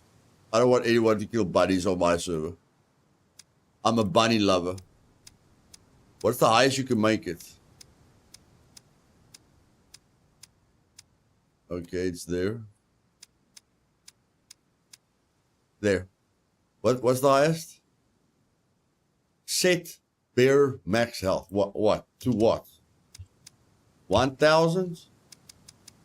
999? Okay. 900? Okay. 99? Okay. 100. There we go. We can make it 100 times tougher. So you can make the... So if Avenger runs a server, he's going to make the goat health 100 and the goat damage max as well.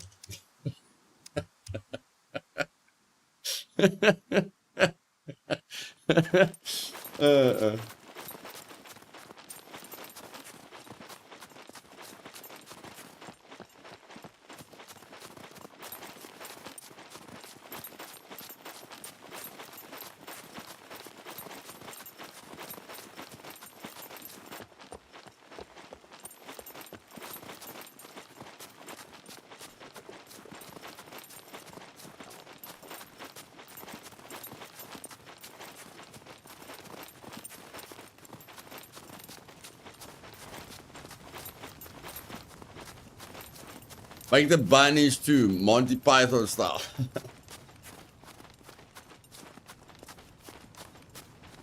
Actually, you know what? These animals are basically useless. So let's just check here. Let's just check here.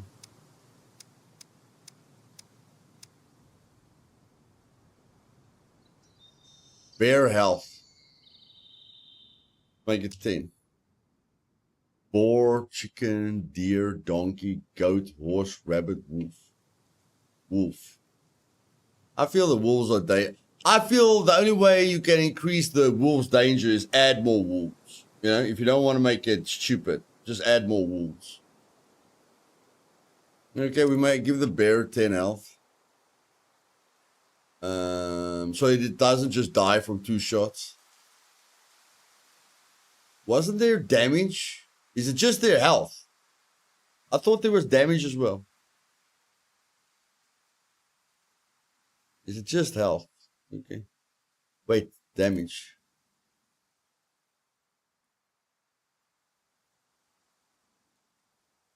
Zombie.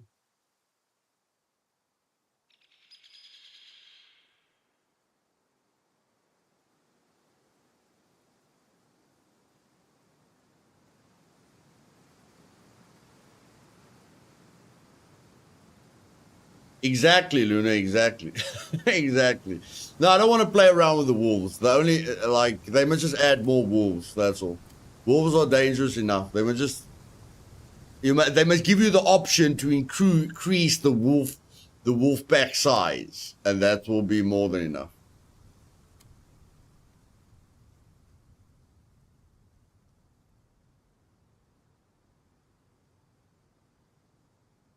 No, that's the only damage numbers.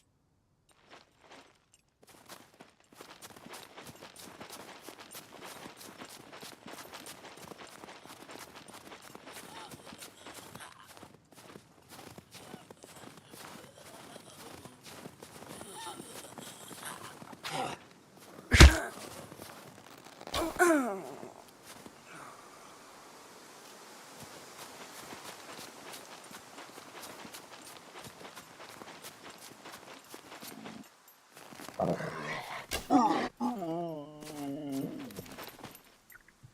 love that little teleport they do at the last second. Like you aim at their heads, you know, when they see you, and then as you shoot, they teleport one side or the other side.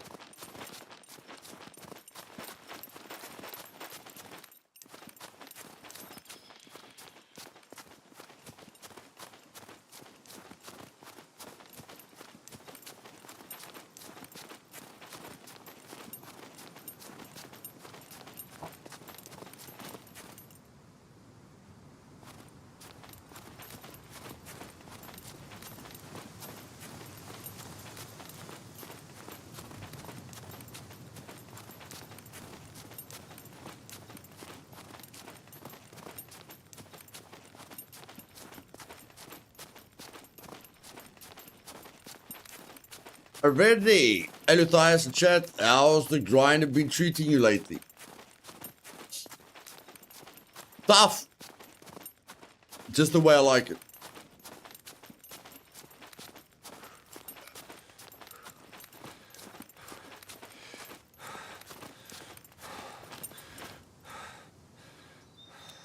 I don't see a car. I don't see a vehicle very soon in my future. Where's the next bear is really going to be interesting for someone? Or do you have to restart? No, it's immediate. It's immediate, Ethan. It's immediate. So yeah, the next guy that takes a bear on is going to be surprised.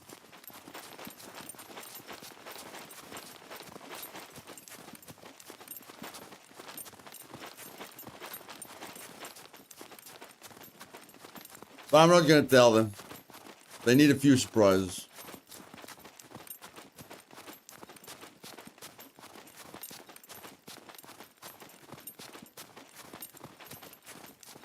Yeah, I'd like it to be me.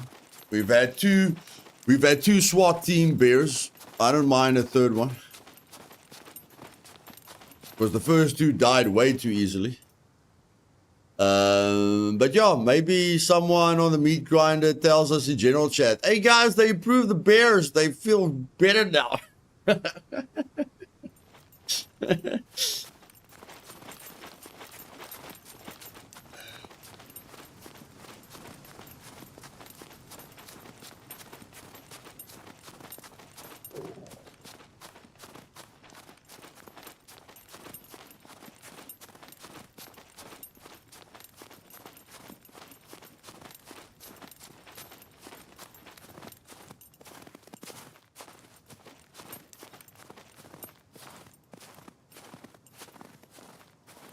The first bear died to 2 shots, and the second bear died to 2 shots.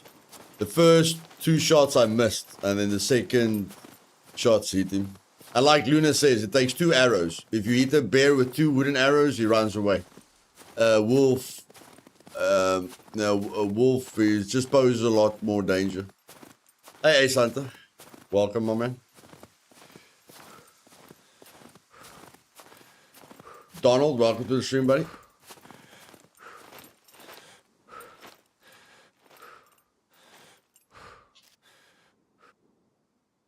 Yeah, bro, guys, I can feel the exhaustion. I can feel the exhaustion. It's the speed at which my stamina is recovery. I can literally feel it. Although it's a little bit better now, but when the exhaustion was influencing our stamina regen, I could feel it a lot.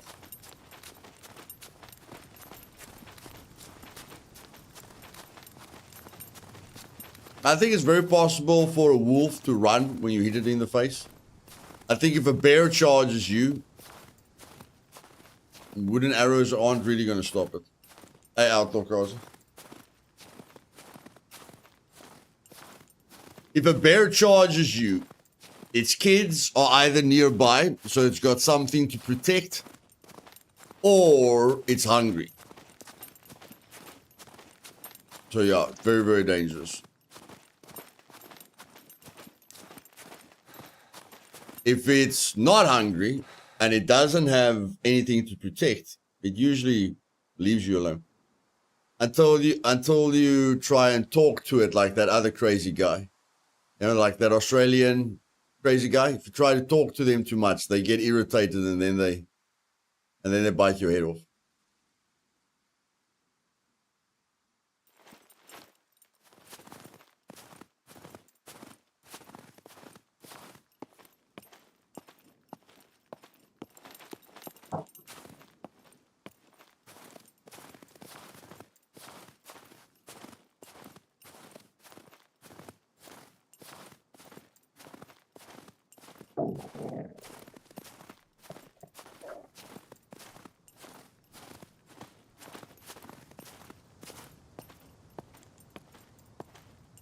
Yeah, he knew them. He knew them. He knew them. Like he was talking to them like they were kittens, you know? So yeah, it wasn't all there. I don't know if there was a YouTuber Verde, but there's quite a few deaths from snakes in South Africa. I mean, we've got black mambas, we've got green mambas, we've got rattlesnakes, and we've got a few dangerous snakes, in South Africa. So yeah, a few people have died.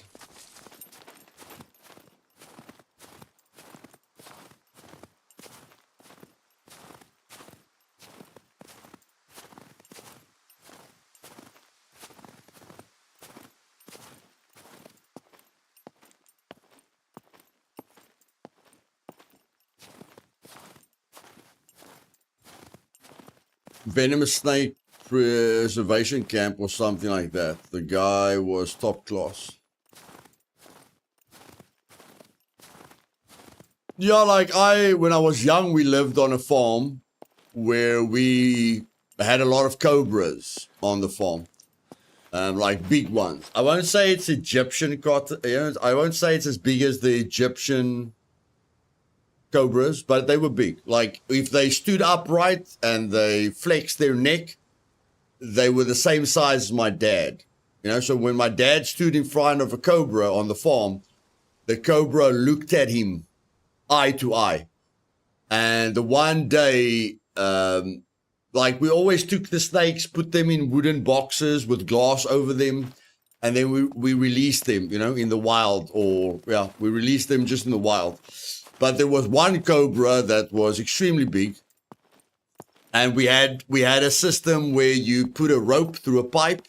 So you take a rope, fold it put it through the pipe, put the rope over the snake's head, pull the rope tight, and then you go put it in the box.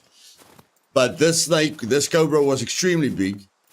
And then my stepbrothers still told my father to put on his glasses before he goes to the snake. And he's like, no, man, I'll be fine. And my stepbrothers keep telling him, put on your glasses. Finally, they get it right that he puts on his glasses. And as soon as he stood in front of that cobra stood up, was higher than him, like it was a massive cobra, spat poison into his face that covered his entire face.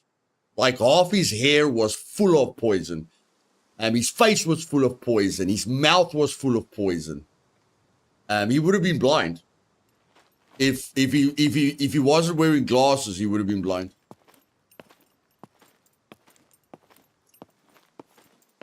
And he couldn't get the taste out of his mouth for a month.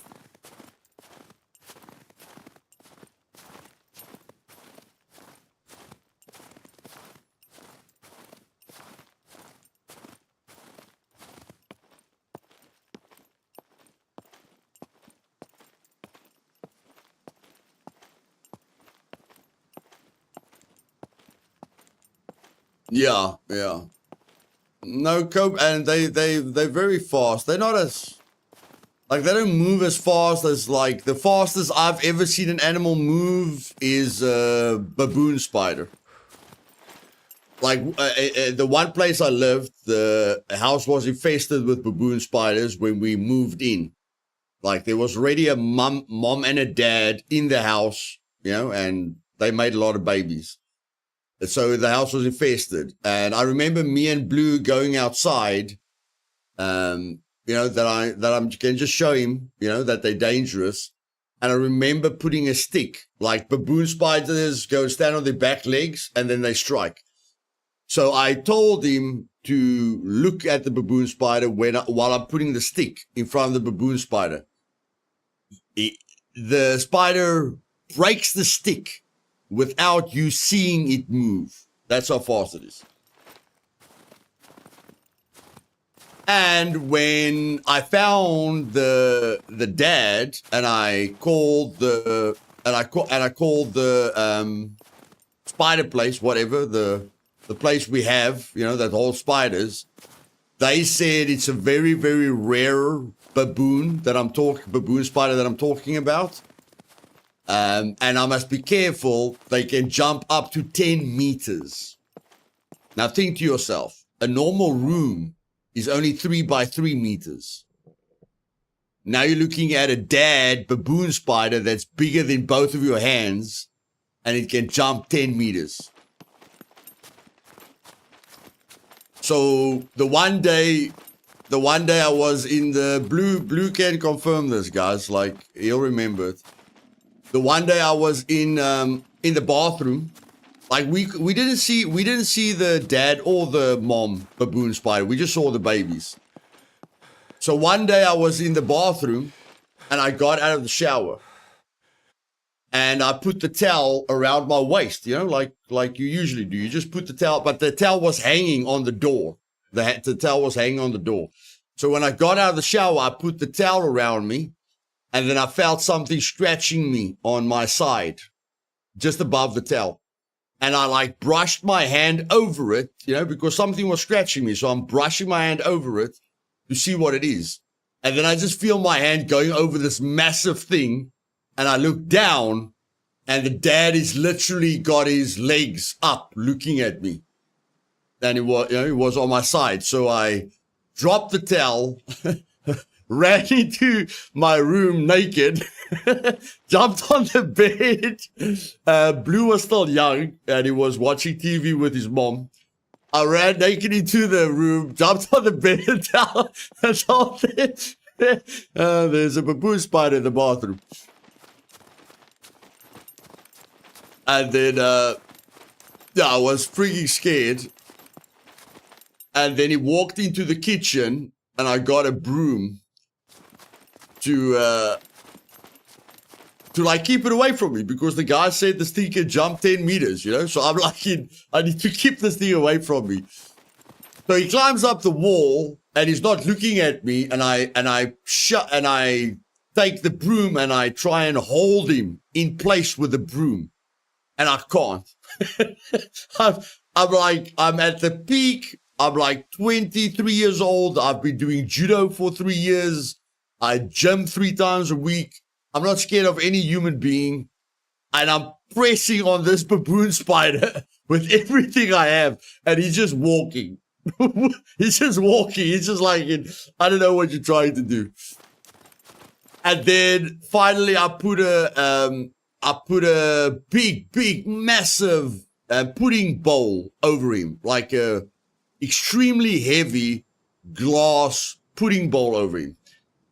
And then he just walked around with all night long. We just heard the pudding bowl scratching on we had like stone floors. I don't know if you guys know what I'm talking about. When your floor is made out of cement and those long slabs, those long slab stones, that's what our floor was made out of. So the baboon spider was walking, while we're trying to sleep, the baboon spider is walking around with this glass bowl. Now that I think back, I should have put him in a box, but I didn't want to touch him. So, I saw the gap, I put the bowl over him, and that's that. And then the next day, when we woke up, he was dead. He was dead because while he was like pushing the glass bowl over the floor, those stone those stones cut his belly open, and then he died. And I lost a lot of money because the pet place would have given me like $1,000, to capture him. But we never found the mom. And the one memory that Blue will never forget is, when Blue was young, he followed me everywhere. He was stuck to me. Whatever Dad did, he did, He was absolutely crazy about me.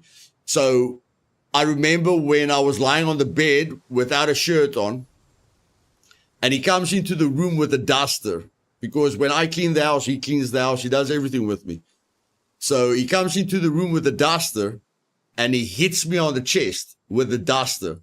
And as he picks up the duster, a spider gets left behind on my chest. So the baboon spider was inside the duster.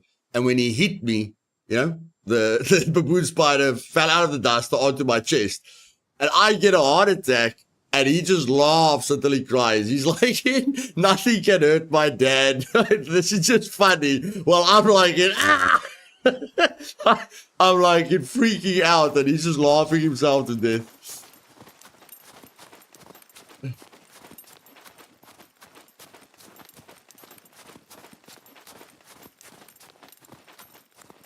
Yeah, those were nice memories.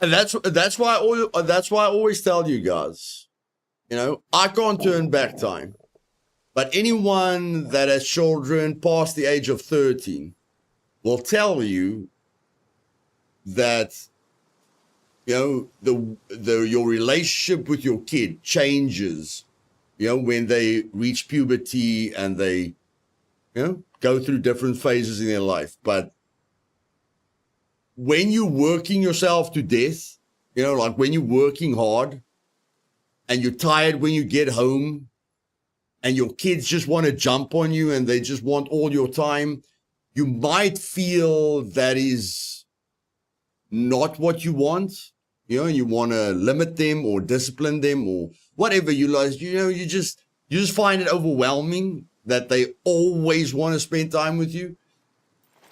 Don't. I know it's difficult, especially if you're working, if you've got a hard job like I had.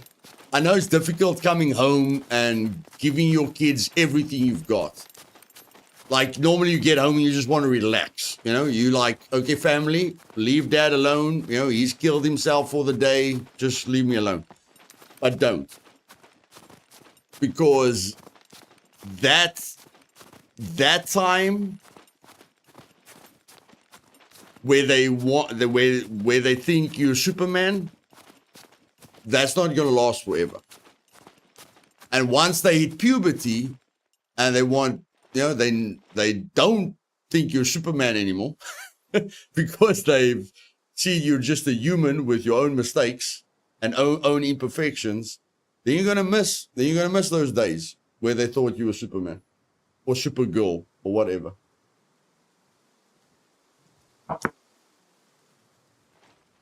And that's why God says, listen to your elders, or respect your elders, because there's wisdom in that. You cannot buy the knowledge that older people have. You cannot turn yourself 80 years old in a day.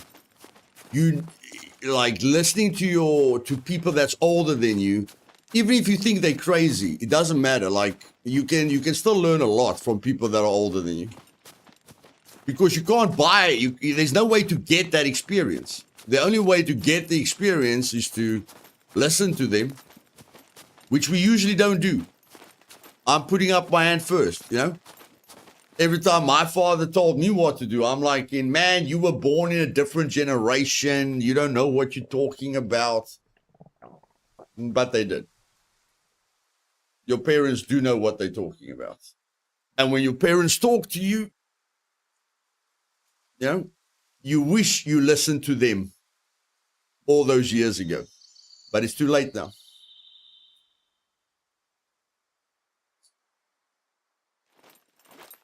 Because the only thing you can't buy is time. And as you guys have heard me say 1,000 times, if you're looking for the reason that your life isn't what you want it to be, just go look in the mirror. Stop blaming your job. Stop blaming other people. Just go look in the mirror. If you want to find the main source of all your problems, just look in the mirror. No one will ever convince me otherwise.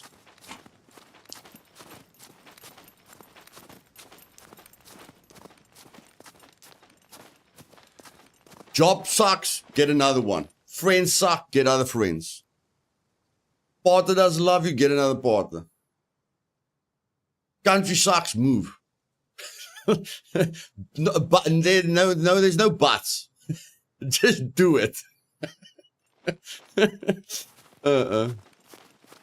You don't like who you are, change.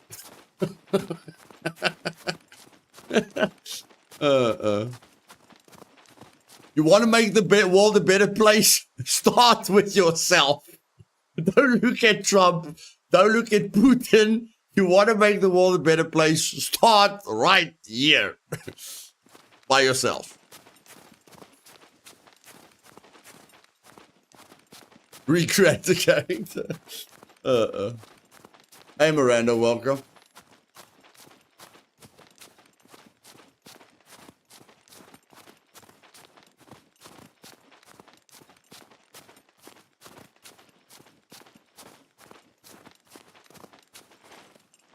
You need a miracle in your life?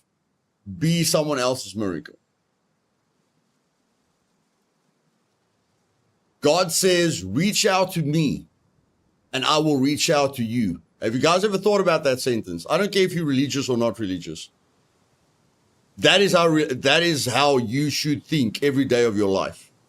Because even God says, you reach out to me, then I will reach out to you. He doesn't say, I'm reaching, touch, tag me. He says, no, reach out to me and I will reach out to you. He says, open the door or knock on the door and I will open. People say, where's God? How many times have you knocked? How many times have you reached? What have you done for other people? It's not he does everything and you wait. It's you do something and he comes.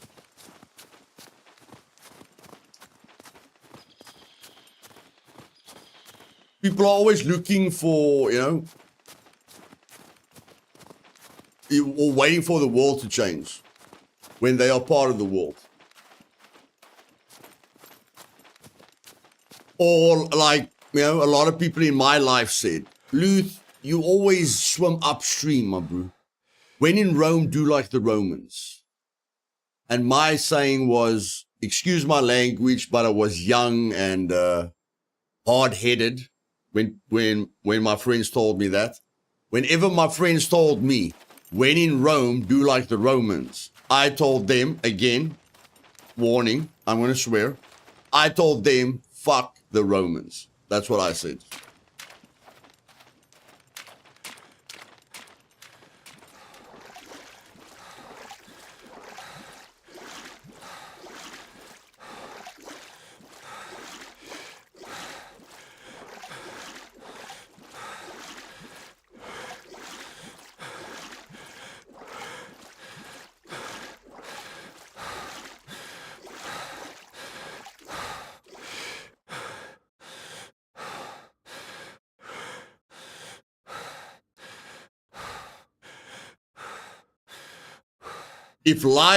If life or God wanted you to do the same things, he'd make a bunch of clones.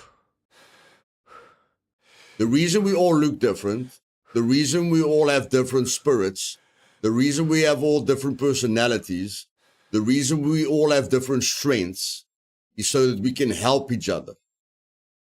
And so that we can be unique. Not the same, unique. That's what makes people great. You need a cupboard, you need kitchen cupboards. I know how to make cupboards. But I don't know how to grow my own fruits and vegetables. Someone else knows how to grow fruits and vegetables. They can help you with that. You know, like everyone has different skills, different gifts, whatever you want to call it. And everyone is equally as important.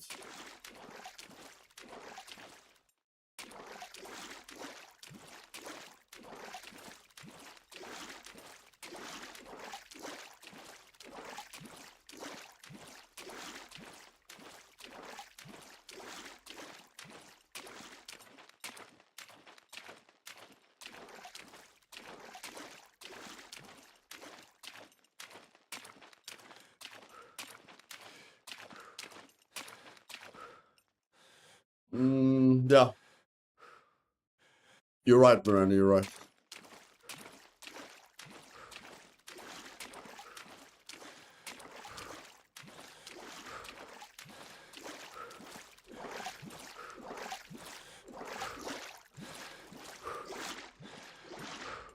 It's so funny to me, okay? Who of you have watched a movie in your life, and when you come out of that movie, you feel inspired, you feel like you feel excited, you feel you can achieve something, you feel, I don't know, you feel different when you watch the movie with a character that inspired you.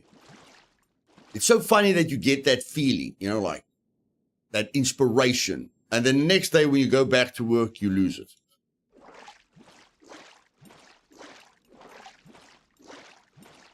Oh, yeah. Possibility of us passing out, yes, pretty high.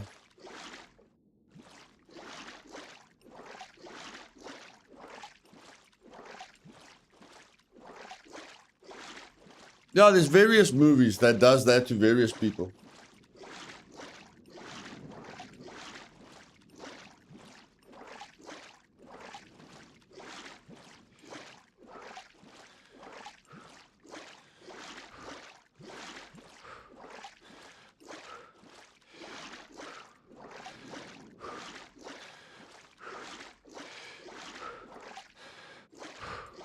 I remember the first time me and my friend went and watched Fast and the Furious.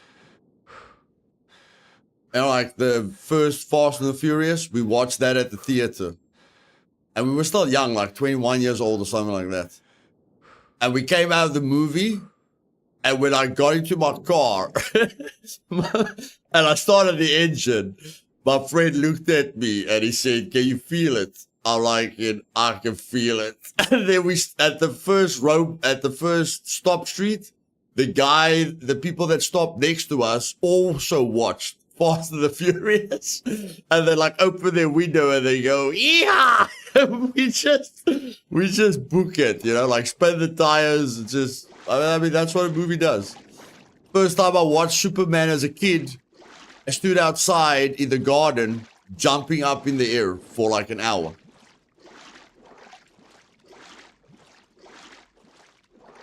Might look ridiculous to someone else, but I wanted to fly. And I didn't need anyone telling me I can't. Because I just thought, I want to be Superman. I want to be the good guy. I want to be the guy removing all the pain from the world. I want to get rid of all the evil people. You know, I want to protect everyone. And I don't want to get hurt. So Superman represents a few things.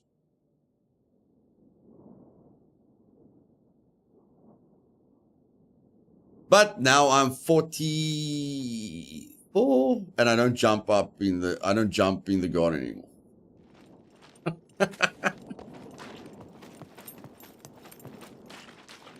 I've been infected by the world that has told me 1,000 times what I can and cannot do.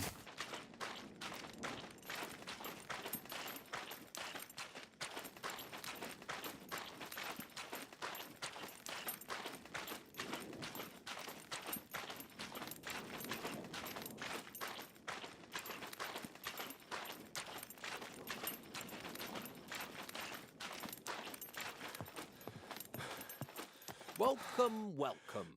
Feel free to browse around. Don't want to break a hip. Exactly.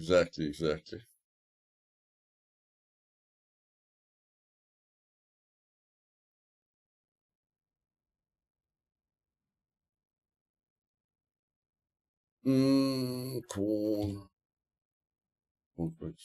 Oh, no, never mind. Whoa, cowboy, whoa. Yeah. Okay. Make sure to stop by again.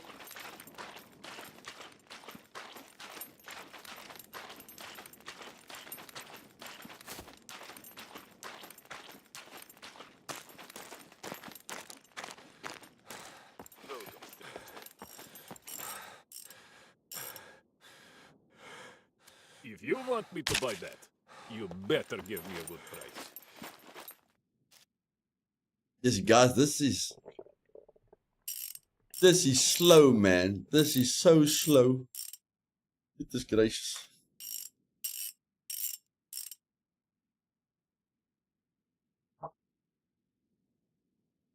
Look at that stamina. Look there, it's stuck.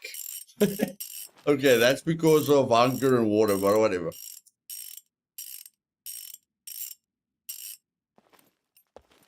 Yeah. See you later.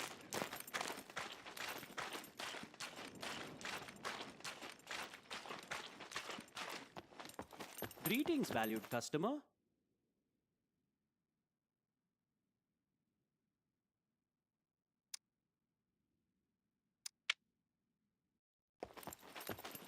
Pleasure as always.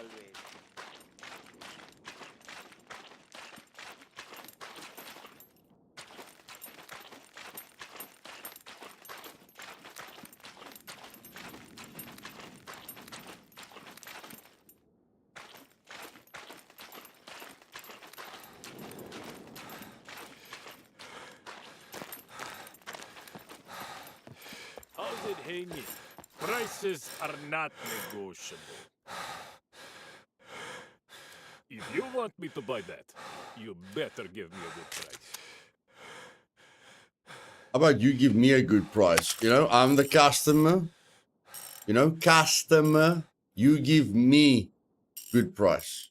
You know, that's how it works in society, apparently. Why must I give you a good price? Are you a second-hand dealer? Yeah. See you later. Ethan with one gifted membership. Val was gifted a membership. Thank you very much, Ethan. Appreciate it, brother. Hello. Let's give Ethan Never some mind Care Bear about the love in the chat, expiration guys. dates. Those are fake anyway. Thank you very much, brother. Appreciate it, my man.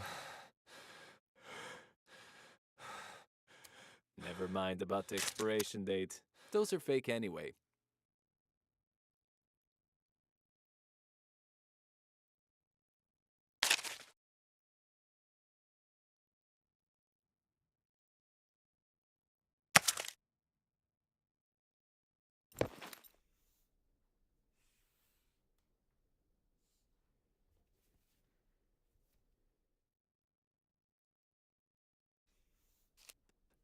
All in good health. Thank you, guys.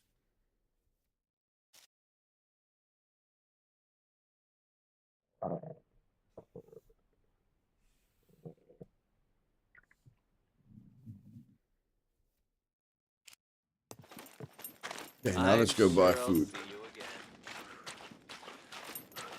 Ladies and gentlemen, like I told you, I want to get to bed early. Me and my team have got a lot of things that we must organize for tomorrow's showdown, you know, to be ready and prepared and give our community the best chance of making a splash. or we're representing a community, so we've got some responsibility, although we're having fun with friends and my son. So yeah, I'm going to be responsible and go to bed early so that I can get up early. And I'm going to do you guys a favor, and I'm going to put this guy in bed so he can get rid of that. So yeah, I'm just going to eat quickly and go and sleep at the medical trader in the bed. Welcome, welcome. I hope you guys enjoyed the stream. Witties. And yeah, join me tomorrow for 15 minutes of fast action. I still have to find a mobile phone. I still have to find a mobile phone. Goodness Here's gracious. what I got. And yeah, love you guys. Stay safe. Be the best you can be. And I'll see you guys later.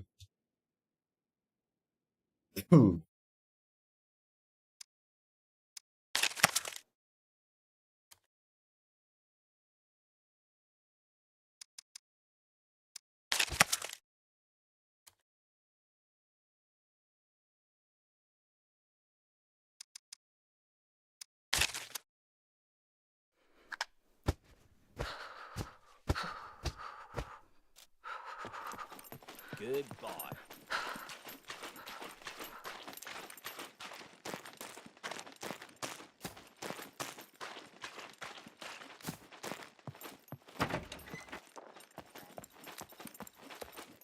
What's your poison?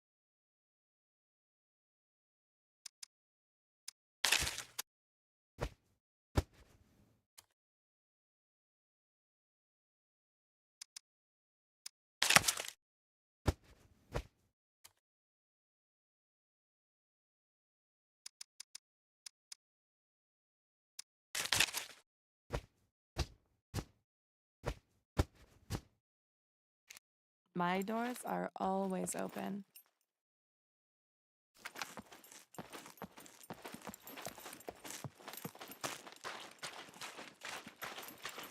Pick for spiders. I will, buddy. I will. Thanks.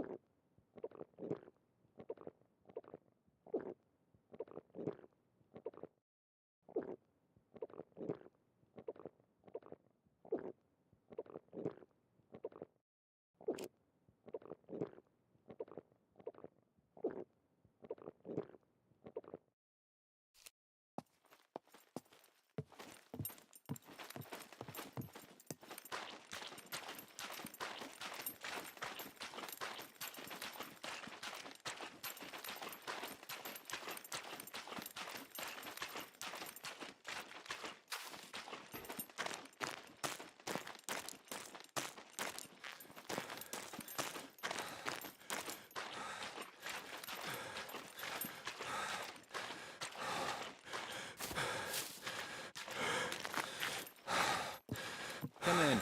I'll have a look.